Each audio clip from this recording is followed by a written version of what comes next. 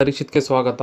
ಕೆಲವೊಂದು ಕಾರಣಗಳಿಂದ ಎಂದಿನಂತೆ ನಾವು ರೆಗ್ಯುಲರ್ ಆಗಿ ಏನು ಕರೆಂಟ್ ಅಫೇರ್ಸ್ ವಿಡಿಯೋಸ್ನ ಅಪ್ಲೋಡ್ ಮಾಡ್ತಿದ್ವಲ್ಲ, ಅದು ಈ ವಾರ ಸ್ವಲ್ಪ ಡಿಲೇ ಆಗಿದೆ. ಅದಕ್ಕೆ ಕ್ಷಮೆ ಇರಲಿ. ಬಟ್ ಪ್ರತಿ ವಾರದ ಕಂಟೆಂಟ್ನು ನಾವು ಆದಷ್ಟು ಬೇಗ ಅಪ್ಲೋಡ್ ಮಾಡೋಕ್ಕೆ ಟ್ರೈ ಮಾಡ್ತೀವಿ. ಬನ್ನಿ ಶುರು ಮಾಡೋಣ. ಈಗ ನಾವು ಮೊದಲನೇ ಸುದ್ದಿ ನೋಡೋದಾದ್ರೆ, ಮೊದಲನೇದಾಗಿ 100% FDIನ ಅಲೋ ಮಾಡಬೇಕು. ಯಾವುದು ಸೆಕ್ಟರಲ್ಲಿ ಅಂತಂದರೆ ಇನ್ಸೂರೆನ್ಸ್ ಸೆಕ್ಟರಲ್ಲಿ. ಈಗ ಇನ್ಸೂರೆನ್ಸ್ ಬರುತ್ತಲ್ಲ, life insurance, health insurance, vehicle insurance, ಈ ಥರದಾಗಿ ಈ ಒಂದು ಇನ್ಸೂರೆನ್ಸ್ಗಳಲ್ಲಿ 100% FDI ಅಂತಂದ್ರೇನು, ಫಾರಿನ್ ಡೈರೆಕ್ಟ್ ಇನ್ವೆಸ್ಟ್ಮೆಂಟ್ ಅಂತೇಳಿ ಅದನ್ನು ಅಲೋ ಮಾಡಬೇಕು. ಯಾಕಂತಂದರೆ ನಮ್ಮಲ್ಲಿ ಇನ್ಸೂರೆನ್ಸ್ ಪೆನಿಟ್ರೇಷನ್ ಅಥವಾ ಇನ್ಸೂರೆನ್ಸ್ ಅವೈಲಬಿಲಿಟಿ ಏನಿದೆಯಲ್ಲ, ಅದನ್ನು ಯೂಸ್ ಮಾಡ್ತಾ ಇರೋ ತುಂಬ ಕಡಿಮೆ ಇದ್ದಾರೆ. ಅದರ ಒಂದು ವ್ಯಾಪ್ತಿನ ವಿಸ್ತರಿಸಬೇಕು. ಅದ್ರ ಜೊತೆಗೆ ಪ್ರೈವೇಟ್ ಪಾರ್ಟಿಸಿಪೇಷನ್ ಅಥವಾ ಫಾರಿನ್ ಪಾರ್ಟಿಸಿಪೆಂಟ್ಸ್ಗೂ ಅವಕಾಶ ಕೊಡಬೇಕು ಅನ್ನೋ ಉದ್ದೇಶದಿಂದ ಈಗ ಏನು ಮಾಡಿದ್ದಾರೆ ಅಂತಂದರೆ, ಅದರ ಒಂದು FDI ಪರ್ಮಿಷನ್ನ ಈಗ ಇಂಡಿಯಾದಲ್ಲಿ ಇನ್ವೆಸ್ಟ್ ಮಾಡೋದಕ್ಕೆ ಫಾರಿನ್ ಅಂತಂದರೆ ವಿ ಕ್ಯಾನ್ 100% ಎನ್ಶೋರ್ ಮಾಡ್ಬೋದು ಆಟೋಮೆಟಿಕ್ ರೂಟಲ್ಲಿ ಅಂತ ಹೇಳಿ. ಇದೇನು ಹೊಸದಲ್ಲ. ಇದಕ್ಕಿಂತ ಮುಂಚೆ ಈ ಒಂದು 100% FDIನ ಬೇರೆ ಸೆಕ್ಟರ್ಗಳಿಗೂ ಅಲೋ ಮಾಡ್ತಾ ಹೋಗಿದೆ ಸರ್ಕಾರ. ಫಾರ್ ಎಕ್ಸಾಂಪಲ್ ಡಿಫೆನ್ಸ್ ಅಂತ ಬಂದಾಗ ಆಟೋಮೆಟಿಕ್ ರೂಟಲ್ಲಿ ಒಂದು 74%ವರೆಗೂ ಬಂದವರು ಇನ್ವೆಸ್ಟ್ಮೆಂಟ್ ಮಾಡ್ತಾ ಹೋಗ್ಬೋದು. ಬಟ್ ಬಿಯಾಂಡ್ 74% ಹೋಗುತ್ತೆ ಅಂತಂದರೆ ಅವಾಗ ಗೌರ್ಮೆಂಟ್ ಬೋರ್ಡು ರಿಕ್ವೈರ್ಮೆಂಟ್ ಇರುತ್ತೆ. ಏನಿದು ಆಟೋಮೆಟಿಕ್ ರೂಟ್ ಅಥವಾ ಗೌರ್ಮೆಂಟ್ ರೂಟ್ ಅಂತಂದರೆ, ಗೌರ್ಮೆಂಟ್ ರೂಟ್ ಅಂತಂದರೆ ಯಾವುದಾದ್ರೂ ಒಂದು ಇನ್ವೆಸ್ಟ್ಮೆಂಟ್ ಬಂದು ಇಂಡಿಯಾದಲ್ಲಿ ಎಸ್ಟಾಬ್ಲಿಷ್ ಆಗಬೇಕು ಅಂತಂದರೆ ಅದಕ್ಕೆ ಗೌರ್ಮೆಂಟ್ ಅಪ್ರೂವ್ ಕೊಡಬೇಕಾಗುತ್ತೆ. ಗೌರ್ಮೆಂಟ್ ಅಪ್ರೂವ್ ಮಾಡಿ ಅದನ್ನು ಎಸ್ಟಾಬ್ಲಿಷ್ ಮಾಡೋದಕ್ಕೆ ಅವಕಾಶ ಮಾಡಿಕೊಡ್ಬೇಕಾಗುತ್ತೆ. ಆಟೋಮೆಟಿಕ್ ರೂಟ್ ಅಂತಂದರೆ ಇನ್ವೆಸ್ಟ್ಮೆಂಟ್ ಆಗೋದು ತುಂಬ ಇಂಪಾರ್ಟೆಂಟ್. FDI ನಿಮಗೆ ಆಲ್ರೆಡಿ ಸಾಕಷ್ಟು ಸಲ ಡಿಸ್ಕಸ್ ಮಾಡಿದ್ವಿ. ಎಂಪ್ಲಾಯ್ಮೆಂಟ್ ಜನರೇಟ್ ಆಗುತ್ತೆ, ರಿಸರ್ಚ್ ಆಗುತ್ತೆ, ಮತ್ತು ಇಲ್ಲಿ ಟೆಕ್ನಾಲಜಿ ತರ್ತಾರೆ. ಸೊ ಈ ಥರದ್ದೆಲ್ಲ ಉದ್ದೇಶಗಳಿರೋದ್ರಿಂದ ಸೊ FDI ಆಗೋದು ತುಂಬ ಇಂಪಾರ್ಟೆಂಟ್ ಆಗುತ್ತೆ. ಸೊ ಅದಕ್ಕೆ ಏನು ಮಾಡ್ತಾರೆ ಅಂದರೆ ಅಟ್ಲೀಸ್ಟ್ 74% ಅಲೋ ಮಾಡಿಬಿಡ್ತಾರೆ. ಆಟೋಮೆಟಿಕ್ ರೂಟ್ ಅಂದರೆ ಇವರು ಗೌರ್ಮೆಂಟ್ನ ಪರ್ಮಿಷನ್ ಆಗಲಿ ಅಥವಾ RBIನ ಪರ್ಮಿಷನ್ ಆಗಲಿ ಮೊದಲೇ ತೊಗೋಬೇಕು ಅಂತೇನಿಲ್ಲ. ಮೊದಲು ಬಂದು ಎಸ್ಟಾಬ್ಲಿಷ್ ಮಾಡಿ ಸ್ವಲ್ಪ ದಿನಗಳಾದಮೇಲೆ ಇವ್ರುಗಳ ಪರ್ಮಿಷನ್ ತೊಗೋಬೋದು ಅಥವಾ ಅವರಿಗೆ ಇನ್ಫಾರ್ಮ್ ಮಾಡ್ಬೋದು. ಸೊ ಇದನ್ನು ಆಟೋಮೆಟಿಕ್ ರೂಟ್ ಅಂತ ಕರೀತಾರೆ. ನೆನ್ಪಿಟ್ಕೋಬೇಕಾಗುತ್ತೆ. ಈ ಥರ ರೂಟಲ್ಲಿ ಫಾರ್ ಎಕ್ಸಾಂಪಲ್ ನೋಡಿ, ಈ ಟೆಲಿಕಾಮ್ ಸೆಕ್ಟರ್ ಅಂತ ಬಂದಾಗ 49% ಆಟೋಮೆಟಿಕ್ ರೂಟಲ್ಲೇ ಅಲೋ ಮಾಡ್ತಾ ಇದ್ದಾರೆ. ಬಿಯಾಂಡ್ 49% ಹೋಗಬೇಕು ಅಂತಂದರೆ ಅಗೇನ್ ಗೌರ್ಮೆಂಟ್ ಅಪ್ರೂವಲ್ ಬೇಕಾಗುತ್ತೆ. ಪೆಟ್ರೋಲಿಯಂ, ನ್ಯಾಚುರಲ್ ಗ್ಯಾಸ್ ಅಂತ ಬಂದಾಗ 100% ಆಟೋಮೆಟಿಕ್. ಇದಕ್ಕೆ ಯಾವುದೇ ಒಂದು ಕ್ಯಾಪ್ ಹಾಕಿಲ್ಲ. ರಿನ್ಯೂವಬಲ್ ಎನರ್ಜಿ ನೀಡಿರುವಂಥದ್ದು ಒಳ್ಳೆಯದು. So 100% automatic. ಯಾವುದು ನಾನ್ ಸ್ಟ್ರಾಟಜಿಕ್ ಅನ್ಸುತ್ತೋ, ಯಾವ್ದು ತುಂಬ ಇಂಪಾರ್ಟೆಂಟ್ ಅನ್ಸುತ್ತೋ ಅದಕ್ಕೆಲ್ಲ ಏನು ಮಾಡ್ತಾ ಇದ್ದಾರೆ ಅಂತಂದರೆ 100% ಕೊಡ್ತಾ ಇದ್ದಾರೆ. ಈಗ ರೈಲ್ವೇಸಲ್ಲಿ ಪ್ರೈವೇಟ್ ಪೇಯರ್ಸ್ಗಳನ್ನ ಜಾಸ್ತಿ ನಾವು ಕೊಡ್ಬೋದು ಗೌರ್ಮೆಂಟ್ಗಿಂತ. ಇದು ನಾನ್ ಸ್ಟ್ರಾಟಜಿಕ್ ಸೆಕ್ಟರ್. ಸೊ ಹಾಗಾಗಿ ಇಲ್ಲಿ ಕೂಡ 100% ಆಟೋಮೆಟಿಕ್ ರೂಟ್ನ ಕೊಟ್ಟಿದ್ದಾರೆ. ಸಿವಿಲ್ ಏವಿಯೇಷನಲ್ಲೂ ಅಷ್ಟೇ, ಗ್ರೀನ್ ಫೀಲ್ಡ್ ಏರ್ಪೋರ್ಟ್ ಆಗ್ಬೋದು ಅಥವಾ ಬ್ರೌನ್ ಫೀಲ್ಡ್ ಏರ್ಪೋರ್ಟ್ ಆಗ್ಬೋದು, ಇದೆಲ್ಲದರಲ್ಲೂ ಕೂಡ 100% ಏವಿಯೇಷನ್ ಕೊಟ್ಟಿದ್ದಾರೆ. ಸೊ ಇದನ್ನ ನೆನ್ಪಿಟ್ಕೋಬೇಕಾಗುತ್ತೆ. ಮುಂದಿನ ಆರ್ಟಿಕಲ್ಗೆ ಹೋಗೋದಾದರೆ, ಸರ್ಕಾರ ಹಿಂದೆನೇ ಕೆಲವೊಂದು ಲಾಗಳನ್ನ ತಂದಿತ್ತು. ಲೇಬರ್ ಕೋಡ್ ಅಂತ ಕರಿತೀವಿ. ಲೇಬರ್ ಕೋಡ್ಸ್ ಅಂದರೆ ಲೇಬರ್ ವೆಲ್ಫೇರ್ಗೆ ಅಂತ ಹೇಳ್ಬಿಟ್ಟು ಕೆಲವೊಂದು ಲಾಗಳನ್ನ ತಂದಿತ್ತು. ಸುಮಾರು ನಮ್ಮಲ್ಲಿ ಆಲ್ರೆಡಿ 29 ಲಾಗಳು ಲೇಬರ್ಸ್ಗಂತಲೇ ಇದೆ. ಬಟ್ ಏನಂತಂದರೆ ಕನ್ಫ್ಯೂಷಿಂಗ್ ಆಗಿದೆ, ಓವರ್ಲ್ಯಾಪ್ ಆಗ್ತಾ ಇದೆ. ಸೊ ಇದನ್ನೆಲ್ಲ ಮರ್ಜ್ ಮಾಡಿ ನಾವೇನು ಮಾಡ್ಬೋದು, ಸಿಂಪ್ಲಿಫೈ ಮಾಡಿ 4 ಕೋಡ್ಗಳನ್ನ ತರ್ಬೋದು ಅಂತ ಹೇಳ್ಬಿಟ್ಟು. ಯಾವ ಉದ್ದೇಶದಿಂದ? ವೇಜ್, ಕೋಡ್ ಆನ್ ವೇಜಸ್ಸು, ಮತ್ತು ಇಂಡಸ್ಟ್ರಿಯಲ್ ರಿಲೇಷನ್ಸ್ ಅಂದರೆ ಇಂಡಸ್ಟ್ರಿಗೆ ಮತ್ತು ಲೇಬರ್ಸ್ಗಳಿಗೆ ಯಾವ ರೀತಿ ರಿಲೇಷನ್ಶಿಪ್ ಇರಬೇಕು ಅದ್ರ ಸಂಬಂಧಪಟ್ಟಂಗೆ ಆಗ್ಬೋದು. ಅಥವಾ ಅವ್ರಿಗೆ ಕೊಡುವಂತಹ ನಾವೊಂದು ಸೋಷಿಯಲ್ ಸೆಕ್ಯೂರಿಟಿ, ಒಂದು ಸಾಮಾಜಿಕ ಭದ್ರತೆ ನಾವೇನು ಕೊಡ್ತೀವಲ್ಲ ಆ ವರ್ಕರ್ಸ್ಗೆ, ಅದ್ರ ಸಂಬಂಧಪಟ್ಟಂಗೆ ಆಗ್ಬೋದು. ಮತ್ತು ಅಲ್ಲಿ ವರ್ಕರ್ಸ್ಗಳ ಸೇಫ್ಟಿ, ಹೆಲ್ತ್ ಮತ್ತು ವರ್ಕಿಂಗ್ ಕಂಡೀಷನ್ ಹೆಂಗಿರಬೇಕು, ಎಷ್ಟು ಸೇಫ್ಟಿ ಇದೆ, ಮತ್ತು ಹೆಲ್ತ್ ವೇಜಸ್ ಅವ್ರಿಗೆ ಯಾವ ರೀತಿ ತೊಗೊಳ್ಳೋವಂಥದ್ದು. ಸೊ ಇದ್ರ ಸಂಬಂಧಪಟ್ಟಂಗೆ 4 ಕೋಡ್ಗಳನ್ನ ತಂದಿದೆ. ಆ 4 ಕೋಡ್ಗಳು ಯಾವುವು ಅಂತಂದರೆ, ಆಲ್ರೆಡಿ ಹೇಳಿದ ರೀತಿಯಲ್ಲೇ code on wages, industrial relation code on social security, ಮತ್ತು occupational safety, health and working conditions ಅಂತೇಳಿ ಈ 4 ಕೋಡ್ಗಳನ್ನ ತಂದಿದೆ. ಇರುವಂಥ ಹಳೆ 29 ಲಾಗಳನ್ನ ಮರ್ಜ್ ಮಾಡಿ. ಸೊ ಏನಂತಂದರೆ ಈ ತಂದಿದ್ದು ತುಂಬ ದಿನ ಆಗಿತ್ತು, ಈಗ ಅದನ್ನು ಇಂಪ್ಲಿಮೆಂಟೇಷನ್ಗೆ ತರ್ತಾ ಇದ್ದಾರೆ. ಏನೀಗ ಲೇಬರ್ ರೆಗ್ಯುಲೇಷನ್ಸ್ ನಡೀತಾ ಇದೆ ಅದನ್ನ ಮಾಡರ್ನೈಸ್ ಮಾಡುವಂಥದ್ದಾಗ್ಬೋದು, ಆ ಪ್ರೊಟೆಕ್ಷನ್ ವರ್ಕರ್ಸ್ಗೆ ಕೊಡುವಂಥ ಪ್ರೊಟೆಕ್ಷನ್ನ ಇನ್ನೊಂದಷ್ಟು ಸ್ಟ್ರೆಂಥನ್ ಮಾಡುವಂಥದ್ದಾಗ್ಬೋದು, ಮತ್ತು ಒಂದು ಲಾ ಅಥವಾ ಫ್ರೀ ವರ್ಕ್ ಏನು ಮಾಡುತ್ತಲ್ಲ ಅದು ಫ್ಯೂಚರ್ಗೆ ರೆಡಿ ಇರಬೇಕು, ಫ್ಲೆಕ್ಸಿಬಲ್ ಇರಬೇಕು, ಮತ್ತು ಸಿಂಪಲ್ ಆಗಿರಬೇಕು. ಆ ರೀತಿಯಲ್ಲಿ ಅಮೆಂಡ್ಮೆಂಟ್ ಮಾಡಿ ಒಂದು 4 ಕೋಡ್ಗಳನ್ನ ತಂದಿದ್ದಾರೆ. ಇನ್ನೊಂದು ಸ್ವಲ್ಪ ಡೀಟೇಲಾಗಿ ನೋಡ್ಬೋದು ಅಂತಂದರೆ, ಕೋಡ್ ಆನ್ ವೇಜಸ್ಸು. ಈ ವೇಜಸ್ ಬಗ್ಗೆ ಆಲ್ರೆಡಿ ಸಾಕಷ್ಟು ಲಾಗಳು ಡಿಸ್ಕಸ್ ಮಾಡ್ತಾ ಇದ್ದು. 4 ಲಾಗಳು ಯಾವುದು? ಪೇಮೆಂಟ್ ಆಫ್ ವೇಜ್ ಆ್ಯಕ್ಟ್ 1936 ಅಂತೇಳಿ, ಮತ್ತು ಮಿನಿಮಮ್ ವೇಜ್ ಆ್ಯಕ್ಟು 1948ನ ಮಿನಿಮಮ್ ವೇಜ್ ಆ್ಯಕ್ಟು, ಮತ್ತು ಬೋನಸ್ ಆ್ಯಕ್ಟು, ಆಮೇಲೆ ಈಕ್ವಲ್ ರೆಮ್ಯುನರೇಷನ್ ಆ್ಯಕ್ಟ್ ಅಂತೇಳಿ ಈ 4 ಆ್ಯಕ್ಟ್ಗಳನ್ನ ಮರ್ಜ್ ಮಾಡಿ ಈಗ ಕೋಡ್ ಆಫ್ ವೇಜಸ್ ಅಂತೇಳಿ ಒಂದು ವೇಜ್ನ ತಂದಿದ್ದಾರೆ. ಸೊ ಇಲ್ಲೇನು ನಾವು ನೋಡುವಂಥದ್ದು ಅಂತಂದರೆ, ಯೂನಿಫಾರ್ಮ್ ವೇಜ್, ಏನು ಸಮಾನವಾಗಿ ಕೆಲಸ ಮಾಡ್ತಾರಲ್ಲ ಅವ್ರಿಗೆ ಯೂನಿಫಾರ್ಮ್ ಆಗಿ ವೇಜಸ್ನ ಕೊಡಬೇಕಾಗತ್ತೆ, ಟೈಮ್ಲಿ ಪೇಮೆಂಟ್ ಕೊಡಬೇಕಾಗತ್ತೆ, ಫೇರ್ ವೇಜ್ ಇರಬೇಕಾಗತ್ತೆ, ಜೆಂಡರ್ ಈಕ್ವಾಲಿಟಿ ಇರಬೇಕಾಗತ್ತೆ, ಮೇಲ್ ಆಗಲಿ ಫಿಮೇಲ್ ಆಗಲಿ ಇಬ್ರಿಗೂ ಸೇಮ್ ವರ್ಕ್ಗೆ ಸೇಮ್ ಪೇಮೆಂಟ್ನ ಕೊಡಬೇಕಾಗತ್ತೆ. ಮತ್ತು ಆ ವರ್ಕರ್ಸ್ ರೈಟ್ಸ್ ಏನಿದೆಯಲ್ಲ ಅದನ್ನು ಇನ್ನೊಂದಷ್ಟು ಸ್ಟ್ರೆಂಥನ್ ಮಾಡಬೇಕು ಅಂತೇಳಿ ವೇಜ್ ಸಂಬಂಧಪಟ್ಟಂಗೆ ಈ ಕೋಡ್ನ ತಂದಿರೋದು. ಇನ್ನೊಂದು ಬಂದು ಇಂಡಸ್ಟ್ರಿಯಲ್ ರಿಲೇಷನ್ಸ್. ಹೆಸರು ಹೇಳ್ತಾ ಇದೆ ಇಂಡಸ್ಟ್ರಿಯಲ್ ರಿಲೇಷನ್ಸ್ ಅಂತಂದರೆ ವರ್ಕರ್ಸು ಮತ್ತು ಆ ಇಂಡಸ್ಟ್ರಿಗೆ ಯಾವ ರೀತಿ ಸಂಬಂಧಗಳಿರಬೇಕು ಅದಕ್ಕೆ ಸಂಬಂಧಪಟ್ಟಂಗೆ. ಫಾರ್ ಎಕ್ಸಾಂಪಲ್ ನೋಡಿ, ಇಂಡಸ್ಟ್ರಿ ಅಂತ ಬಂದಾಗ ಆ ಇಂಡಸ್ಟ್ರಿದ ಪ್ರೊಡಕ್ಟಿವಿಟಿನೂ ಇಂಪಾರ್ಟೆಂಟ್ ಆಗುತ್ತೆ. ಅಟ್ ದ ಸೇಮ್ ಟೈಮ್ ಪ್ರೊಡಕ್ಟಿವಿಟಿಗೋಸ್ಕರ ವರ್ಕರ್ಸ್ನ ಎಕ್ಸ್ಪ್ಲಾಯ್ಟೇಷನ್ ಮಾಡಬಾರ್ದು. ಸೊ ಹಾಗಾಗಿ ವರ್ಕರ್ಸ್ ಪ್ರೊಟೆಕ್ಷನ್ ಕೂಡ ಇಂಪಾರ್ಟೆಂಟ್ ಆಗುತ್ತೆ. ಇದನ್ನೆರಡನ್ನು ಬ್ಯಾಲೆನ್ಸ್ ಮಾಡಬೇಕಾಗುತ್ತೆ. ಈ ಉದ್ದೇಶದಿಂದ ತಂದಿರುವಂಥದ್ದು ಇಂಡಸ್ಟ್ರಿಯಲ್ ರಿಲೇಷನ್ಶಿಪ್.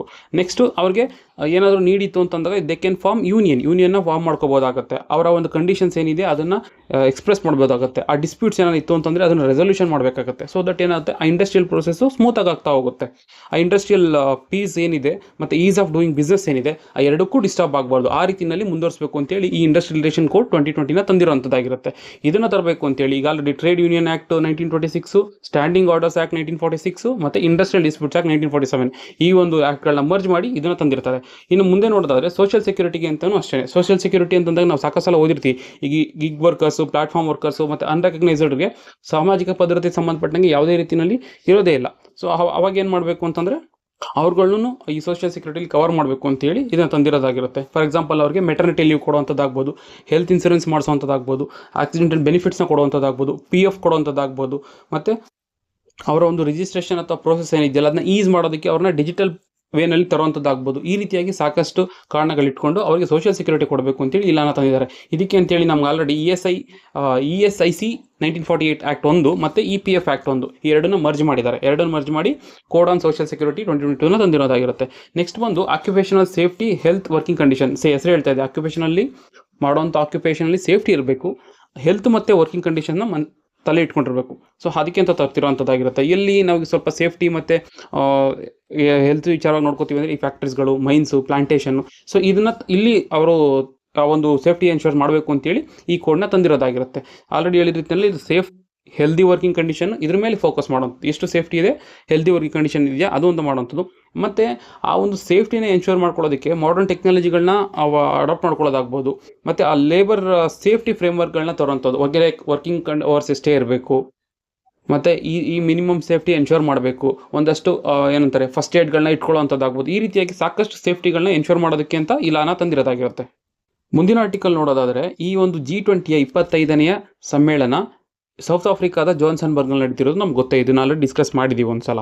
ಸೊ ಏನು ಅಂತಂದರೆ ಇದರ ಒಂದು ಸ್ಪೆಷಾಲಿಟಿ ಬಂದು ಈಗ 2023ರಲ್ಲಿ ಇಂಡಿಯಾ ಹೋಸ್ಟ್ ಮಾಡಿದಂಥ G20 ಸಮಿಟ್ನಲ್ಲಿ ಏನಾಯಿತು ಅಂತಂದರೆ ನಾವು ಆಫ್ರಿಕನ್ ಯೂನಿಯನ್ನ ಜಾಯಿನ್ ಮಾಡ್ಕೊಂಡಿದ್ವಿ ಆ್ಯಸ್ ಎ ಮೆಂಬರ್ ಆಗಿ.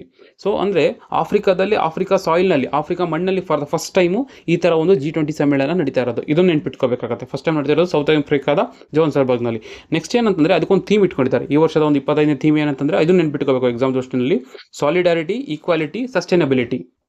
ಅಂದರೆ ಒಗ್ಗೂಡಿರಬೇಕು, ಸಮಾನತೆಯನ್ನು ಹಂಚಿರಬೇಕು ಮತ್ತು ಸುಸ್ಥಿರವಾಗಿರಬೇಕು ಅನ್ನೋದು ಇದರ ಒಂದು ಥೀಮ್ ಆಗಿರುತ್ತೆ. ಈ ಒಂದು ಸಮಿಟ್ಗೆ ಪ್ರಧಾನಮಂತ್ರಿ ಮೋದಿ ಅವರು ಅಟೆಂಡ್ ಮಾಡಿದರು. ಇಲ್ಲೇನಂದರೆ ಅವರು 6 ಪಾಯಿಂಟ್ ಅಜೆಂಡಾ ಒಂದು ಪ್ರಪೋಸ್ ಮಾಡಿದ್ದಾರೆ. ಏನೊಂದು 6 ಪಾಯಿಂಟ್ ಅಂತಂದರೆ G20 ಸಮಿಟಲ್ಲಿ ಯಾವುದೋ ಒಂದು 6 ವಿಚಾರಗಳು, ಅದು 6 ವಿಚಾರಗಳು ಇದ್ದರೆ ಚೆನ್ನಾಗಿರುತ್ತೆ ಅಂತೇಳಿ. ಏನು ಅಂತಂದರೆ countering the drug and terror nexus. ಈಗ ಇಡೀ ವರ್ಲ್ಡ್ ಅಂತ ಬಂದಾಗ ಅಥವಾ ಡೆವಲಪಿಂಗ್ ಕಂಟ್ರೀಸ್ ಅಂತ ಬಂದಾಗ one of the major challenge ಬಂದು ಡ್ರಗ್ಸು ಮತ್ತು ಟೆರರ್ ನೆಕ್ಸಸ್ ಆಗ್ತಾ ಇರೋಂಥದ್ದು. ಸೊ ಇದನ್ನು ಕೌಂಟ್ರ್ ಮಾಡೋದಕ್ಕೆ G20 ಅವು ಜೊತೆಯಾಗಿ ನಿಂತ್ಕೋಬೇಕು ಮೆಂಬರ್ಸು ಅಂತ ಹೇಳ್ತಾ ಇದ್ದಾರೆ. ಮತ್ತು ಹೆಲ್ತ್ ರೆಸ್ಪಾನ್ಸ್, ಈಗ ನಮಗೆ ಗೊತ್ತಿದೆ ಹೆಲ್ತ್ ಕ್ರೈಸಿಸ್ ಆಗಿತ್ತು ರೀಸೆಂಟಾಗಿ COVID-19 ಅಂಥ ಟೈಮಲ್ಲಿ ಒಂದು ಸಾಲಿಡಾರಿಟಿನ ತೋರಿಸಬೇಕಾಗುತ್ತೆ. ಸೊ ಅದಕ್ಕೋಸ್ಕರ ನಾವು ಒಂದು ರೆಸ್ಪಾನ್ಸ್ ಟೀಮ್ನ ರೆಡಿ ಮಾಡಬೇಕು G20 ಕಡೆಯಿಂದ ಅಂತೇಳಿ ಒಂದು ಪ್ರಪೋಸಲ್ನ ಇಟ್ಟಿದ್ದಾರೆ.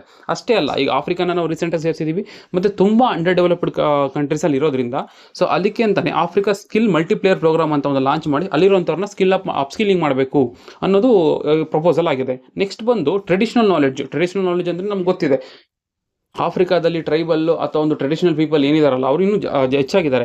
ಆಫ್ರಿಕಾ ಅಂತಲೇ ಅಲ್ಲ, ಬೇರೆ ಡೆವಲಪಿಂಗ್ ಕಂಟ್ರೀಸ್ ಆಗ್ಬೋದು, ಯಾವ್ಯಾವ ವಿಚಾರಗಳಲ್ಲಿ ಮೆಡಿಕಲ್ ಆಗ್ಬೋದು, ಅಗ್ರಿಕಲ್ಚರ್ ಆಗ್ಬೋದು, ಕಲ್ಚರಲ್ ಆಗ್ಬೋದು. ಸೊ ಅದನ್ನು ಏನು ಮಾಡಬೇಕು, ಒಂದು ಡಿಜಿಟಲ್ ವೇನಲ್ಲೋ ಯಾವುದೋ ಒಂದು ರೀತಿಯಲ್ಲಿ ಅದನ್ನು ರೆಪಾಸಿಟರಿಯಾಗಿ ಸ್ಟೋರ್ ಮಾಡ್ತಾ ಹೋಗಬೇಕು, ಅದನ್ನು ಕಾಪಾಡ್ಕೋಬೇಕು ಅಂತೇಳಿ ಒಂದು ಕರೆ ಕೊಟ್ಟಿದ್ದಾರೆ. ನಂತರದಲ್ಲಿ G20ದಲ್ಲಿ ಒಂದು ಓಪನ್ ಸ್ಯಾಟಲೈಟ್ ಡೇಟಾ ಪಾರ್ಟ್ನರ್ಶಿಪ್ನ ಬಿಲ್ಡ್ ಮಾಡಬೇಕು. ಅಂದರೆ ಒಂದು ಸ್ಯಾಟಲೈಟ್ನ ಲಾಂಚ್ ಮಾಡಿ ಅದರಲ್ಲಿ ಸಿಗುವಂಥ ಡೇಟಾ ಯಾವುದಕ್ಕೆ ಸಂಬಂಧಪಟ್ಟಂಗೆ ಆಗ್ಬೋದು. For example disaster management, climate, fishery, ಈಗ ಸಾಕಷ್ಟು ವಿಚಾರಗಳಿಗೆ ಬೇಕಾದಂಥ ಡೇಟಾನ ಫ್ರೀಯಾಗಿ ಆಕ್ಸೆಸ್ ಕೊಡುವಂಥದ್ದು G20 ಕಂಟ್ರೀಸ್ಗಳಿಗೆ, ಡೆವಲಪಿಂಗ್ ಕಂಟ್ರೀಸ್ಗಳಿಗೆ. ಸೊ ಈ ರೀತಿಯದೊಂದು ಪ್ರಪೋಸಲ್ನ ಮುಂದಿಟ್ಟಿದ್ದಾರೆ. ನಂತರ ಕ್ರಿಟಿಕಲ್ ಮಿನರಲ್ಸ್ ಅಂತಂದರೆ ಟೆಕ್ನಾಲಜಿ ಡೆವಲಪ್ಮೆಂಟ್ ಆಗಬೇಕಾದ್ರೆ they are very much essential ಅಂತ ಏನು ಅನ್ಕೊಂತೀವಲ್ಲ, ಆ ಮಿನರಲ್ಸ್ಗಳು, ಆ ಕ್ರಿಟಿಕಲ್ ಮಿನರಲ್ಸ್ಗಳು, ಅವುಗಳಿಗೆ ಅಂತಲೇ ಒಂದು ಸಪ್ಲೈ ಚೈನ್ನ ರೆಗ್ಯುಲರಾಗಿ ಎನ್ಶೋರ್ ಮಾಡಬೇಕು ಅಂತೇಳಿ ಒಂದು ಸರ್ಕ್ಯುಲೇಟರಿ ಪ್ಯಾಟರ್ನ ಇನಿಷಿಯೇಟಿವ್ನ ತರಬೇಕು ಅಂತೇಳಿ ಈ ಒಂದು 6 ಅಜೆಂಡಾನ ಈ G20 ಸಮಿಟಲ್ಲಿ ಪ್ರಧಾನಮಂತ್ರಿ ಮೋದಿ ಅವರು ಮುಂದಿಟ್ಟಿದ್ದಾರೆ. ನಿಮ್ಮ ಬಹುಶಃ ಕೇಳ್ಬೋದು ಯಾವುದ್ಯಾವುದು ಅಂತ ನೆನ್ಪಿಟ್ಕೊಳ್ಳಿ. ಮುಂದಿನ ಒಂದು ಆರ್ಟಿಕಲ್ ನೋಡೋದಾದರೆ ಈಗ ಸೂರ್ಯಕಾಂತ್ ಅವರು 53ನೇ ಚೀಫ್ ಜಸ್ಟಿಸ್ ಆಫ್ ಇಂಡಿಯಾ ಆಗಿ ಅಪಾಯಿಂಟ್ ಆಗಿದ್ದಾರೆ. ಇವ್ರನ್ನ ಅಪಾಯಿಂಟ್ ಮಾಡಿದ್ದು ಯಾರು? ಪ್ರೆಸಿಡೆಂಟ್ ಅವರು. ಹೇಗೆ ಅಪಾಯಿಂಟ್ ಮಾಡ್ತಾರೆ? ಸೀನಿಯರ್ ಮೋಸ್ಟ್ ಜಡ್ಜಸ್ ಯಾರಿದ್ರಲ್ಲ ಅವ್ರನ್ನ ಔಟ್ ಗೋಯಿಂಗ್, ಅಂದರೆ ನಮ್ಮ 52ನೇ CJI ಯಾರಾಗಿದ್ರು, BR ಗವಾಯಿ ಅವರು ಇದ್ರಲ್ಲ, ಅವರು ರೆಕಮೆಂಡ್ ಮಾಡಿದ್ರು. ಯಾರು ಸೀನಿಯರ್ ಮೋಸ್ಟ್ ಇದ್ರಲ್ಲ ಅವ್ರನ್ನ ರೆಕಮೆಂಡ್ ಮಾಡಿದ್ರು, ಅಂದರೆ ಸೂರ್ಯಕಾಂತ್ ಅವ್ರನ್ನ ರೆಕಮೆಂಡ್ ಮಾಡಿದ್ರು. ಸೊ ಹಾಗಾಗಿ ಪ್ರೆಸಿಡೆಂಟ್ ಅವರು under article 124 of Indian constitution ಮೂಲಕ ಏನು ಮಾಡಿದ್ದಾರೆ ಅಂತಂದರೆ ಇವ್ರನ್ನ CJI ಆಗಿ ಅಪಾಯಿಂಟ್ ಮಾಡಿದ್ದಾರೆ. ಈ ಸೀನಿಯರ್ ಮೋಸ್ಟ್ ಆಗಿ ಅಪಾಯಿಂಟ್ ಮಾಡಬೇಕು ಅನ್ನೋದು ಕಾನ್ಸ್ಟಿಟ್ಯೂಷನ್ ಇಲ್ಲ. It is just A convention based ಮೇಲೆ ಅಪಾಯಿಂಟ್ ಮಾಡ್ತಾರೆ. ಓಕೆ, ಯಾರನ್ನ ಅಪಾಯಿಂಟ್ ಮಾಡ್ತಾರೆ? ಈಗ for example supreme court judges ಅಂತ ಕೆಲವರು ಇರ್ತಾರೆ. ಸುಪ್ರೀಂ ಕೋರ್ಟ್ ಜಡ್ಜಸ್ ಇರ್ತಾರಲ್ಲ ಅವ್ರುಗಳಲ್ಲೇ ಯಾರು ಸೀನಿಯರ್ ಮೋಸ್ಟ್ ಇರ್ತಾರಲ್ಲ ಅವ್ರನ್ನ ಅಪಾಯಿಂಟ್ ಮಾಡ್ತಾರೆ. ಹಾಗೆ ಸುಪ್ರೀಂ ಕೋರ್ಟ್ ಜಡ್ಜಸ್ನ ಯಾರು ಅಪಾಯಿಂಟ್ ಮಾಡ್ತಾರೆ? ಸುಪ್ರೀಂ ಕೋರ್ಟ್ ಜಡ್ಜಸ್ನ ಅಪಾಯಿಂಟ್ ಮಾಡುವಂಥವ್ರು ಅಗೇನ್ ಪ್ರೆಸಿಡೆಂಟೇ. ಈ ಪ್ರೆಸಿಡೆಂಟ್ ಅವರು ಸುಮ್ಮನೆ ಅಪಾಯಿಂಟ್ ಮಾಡಲ್ಲ. ಕೊಲ್ಜಿಯಂ ಏನು ರೆಕಮೆಂಡ್ ಮಾಡುತ್ತಲ್ಲ, ಈ ಒಂದು ಕೊಲ್ಜಿಯಂ ಏನು ರೆಕಮೆಂಡ್ ಮಾಡುತ್ತೋ ಆ ಒಂದು ರೆಕಮೆಂಡೇಶನ್ ಬೇಸ್ ಮೇಲೆ ಕೆಲವು ಕ್ರೈಟೀರಿಯಾಗಳನ್ನ ಮೀಟ್ ಆದಂತಹ ವ್ಯಕ್ತಿಗಳನ್ನ ಏನು ಮಾಡ್ತಾರೆ ಅಂತಂದರೆ ಸುಪ್ರೀಂ ಕೋರ್ಟ್ ಜಡ್ಜಸ್ ಅಂತೇಳಿ ಅಪಾಯಿಂಟ್ ಮಾಡ್ತಾರೆ. ಅವರೇ ನೆಕ್ಸ್ಟ್ CJI ಆಗಿ ಅಪಾಯಿಂಟ್ ಆಗ್ತಾರೆ. ಈ ಕೊಲ್ಜಿಯಂ ಅಂದರೆ simple group of 4 senior most judges ಇರ್ತಾರೆ, ಅವ್ರ ಜೊತೆಗೆ ಒಬ್ಬರು CJI ಇರ್ತಾರೆ.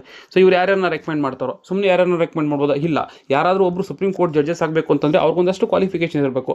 ಅವ್ರುಗಳನ್ನ ಏನು ಮಾಡ್ತಾರೆ? ರೆಕಮೆಂಡ್ ಮಾಡಿ ಸುಪ್ರೀಂ ಕೋರ್ಟ್ ಜಡ್ಜಸ್ ಆಗಿ ಅಪಾಯಿಂಟ್ ಮಾಡ್ತಾರೆ. ಸರಿ, ಅವ್ರಿಗೇನು ಕ್ವಾಲಿಫಿಕೇಷನ್ ಇರಬೇಕು? ಅವರು ಸಿಟಿಸನ್ ಆಗಿರಬೇಕು, ಭಾರತದ ನಾಗರಿಕರಾಗಿರಬೇಕು, ಹೈಕೋರ್ಟಲ್ಲಿ 5 ವರ್ಷ ಜಡ್ಜ್ ಆಗಿರಬೇಕು, ಅಥವಾ ಇದೇ ಹೈಕೋರ್ಟಲ್ಲಿ ಅಡ್ವೊಕೇಟ್ ಆಗಿರಬೇಕು 10 ವರ್ಷದವರೆಗೂ, ಅಥವಾ ಈ ಒಂದು ಪ್ರೆಸಿಡೆಂಟ್ ಅವರ ಒಂದು ದೃಷ್ಟಿನಲ್ಲಿ ಡಿಸ್ಟಿಂಗ್ವಿಶ್ ಜೂರಿಸ್ಟ್ ಆಗಿರಬೇಕು. ಈ ಥರದವ್ರನ್ನ ಏನು ಮಾಡ್ತಾರೆ ಅಂತಂದರೆ ಸುಪ್ರೀಂ ಕೋರ್ಟ್ ಜಡ್ಜ್ ಆಗಿ ಅಪಾಯಿಂಟ್ ಮಾಡ್ತಾರೆ. ಸುಪ್ರೀಂ ಕೋರ್ಟ್ ಜಡ್ಜ್ ಆಗಿ ಅಪಾಯಿಂಟ್ ಮಾಡ್ತಾರೆ. ಸೊ ನಂತರದಲ್ಲಿ ಅವರೇ CJI ಆಗಿ ಪ್ರಮೋಟ್ ಆಗ್ತಾರೆ. ಒಂದು ಎಕ್ಸಾಂಪಲ್ ಕೇಳಿದ್ರು, ಆರ್ನ್ ಆಫ್ ಆಫ್ರಿಕಾದ ಕಂಟ್ರಿಗಳು ಯಾವುವು ಅಂತ. ನಾವು ಈ ಆರ್ನ್ ಆಫ್ ಆಫ್ರಿಕಾದ ಕಂಟ್ರಿಗಳನ್ನ ನೆನ್ಪಿಟ್ಕೊಳ್ಳೋದು ಇಂಪಾರ್ಟೆಂಟ್ ಆಗುತ್ತೆ. ನೋಡಿ, ಇದು ಸೊಮಾಲಿಯಾ ಆಗಿರುತ್ತೆ, ಮತ್ತು ಇಥಿಯೋಪಿಯಾ, ಇಥಿಯೋಪಿಯಾ. ಇಲ್ಲೊಂದು ಸಣ್ಣ ಕಂಟ್ರಿ ಬರುತ್ತೆ ಡಿಜಿಬೋಟಿ ಅಂತ ಹೇಳ್ಬಿಟ್ಟು, ಅದು ಬಿಟ್ಟರೆ ಇಲ್ಲಿ ಎರಿತ್ರಿಯಾ ಬರುತ್ತೆ, ಎರಿತ್ರಿಯಾ. ಸೊ ಇದು ಇಥಿಯೋಪಿಯಾ, ಎರಿತ್ರಿಯಾ, ಇದು ಸೊಮಾಲಿ, ಮತ್ತು ಇಲ್ಲಿ ಬರುವಂಥದ್ದು ಡಿಜಿಬೋಟಿ. ಇದು ಆರ್ನ್ ಆಫ್ ಆಫ್ರಿಕಾದಲ್ಲಿ ನಾವು ನೋಡೋಕ್ಕೆ ಸಿಗುವಂತಹ ಕಂಟ್ರಿಗಳಾಗಿರುತ್ತೆ. ಇದು ಯಾಕೆ ಸದ್ಯಕ್ಕೆ ಸುದ್ದಿನಲ್ಲಿದೆ ಅಂತಂದರೆ, ಈ ಇಥಿಯೋಪಿಯಾ ಮತ್ತು ಎರಿತ್ರಿಯಾ ಬಾರ್ಡ್ರು, ಇನ್ಫ್ಯಾಕ್ಟ್ ಇಥಿಯೋಪಿಯಾದಲ್ಲೇ ಇದು ಲೊಕೇಟ್ ಆಗಿರುವಂಥದ್ದು. ಅಲ್ಲಿ ಒಂದು ವಾಲ್ಕೆನೋ ಲೊಕೇಟ್ ಆಗಿದೆ. ಅದ್ರ ಹೆಸರು ಬಂದು ಹೇಲಿ ಗುಬ್ಬಿ ವಾಲ್ಕೆನೋ ಅಂತೇಳಿ. ಈ ಒಂದು ಹೇಲಿ ಗುಬ್ಬಿ ವಾಲ್ಕೆನೋ ಏನಿದೆಯಲ್ಲ, ಸುಮಾರು 12,000 ವರ್ಷಗಳ ನಂತರ ಎರಪ್ಟ್ ಆಗಿದೆ. ಸೊ ನಿಮಗೆ ಸಿಂಪಲ್ ಕ್ವಶನ್ ಕೇಳ್ತಾರೆ, ಹೇಲಿ ಗುಬ್ಬಿ ಎರಪ್ಟೆಡ್ ಆಫ್ಟರ್ 12,000 years, ಅದು ಎಲ್ಲಿ ಲೊಕೇಟ್ ಆಗಿದೆ ಅಂತ ಕೇಳ್ತಾರೆ. ನಿಮಗೆ ಇಥಿಯೋಪಿಯಾ ಅಂತ ನೆನ್ಪಿಟ್ಕೋಬೇಕಾಗುತ್ತೆ, ಅಂದರೆ ಅಫರ್ ರೀಜನ್ ಆಫ್ ಇಥಿಯೋಪಿಯಾ ಅಂತ ನೆನ್ಪಿಟ್ಕೋಬೇಕಾಗುತ್ತೆ. ಏನಕ್ಕೆ ಇದು ಸದ್ಯಕ್ಕೆ ಎರಪ್ಟ್ ಆಗಿದೆ ಅಂತಂದರೆ, ಇಲ್ಲೊಂದು ರಿಫ್ಟ್ ಬರುತ್ತೆ. ಆ ರಿಫ್ಟ್ಗೆ ಒಂದು ರಿಫ್ಟ್ ಅಂತಂದರೆ ಸಪ್ರೇಟೆಡ್ ಜಾಗ, ಅಂದರೆ ಈ ಕಡೆಗೆ ಆಫ್ರಿಕನ್ ಪ್ಲೇಟು ಬರುತ್ತೆ, ಅದು ಟೆಕ್ಟಾನಿಕ್ ಪ್ಲೇಟು, ಇತ್ತಿಗೆ ಅರೇಬಿಯನ್ ಪ್ಲೇಟು ಬರುತ್ತೆ.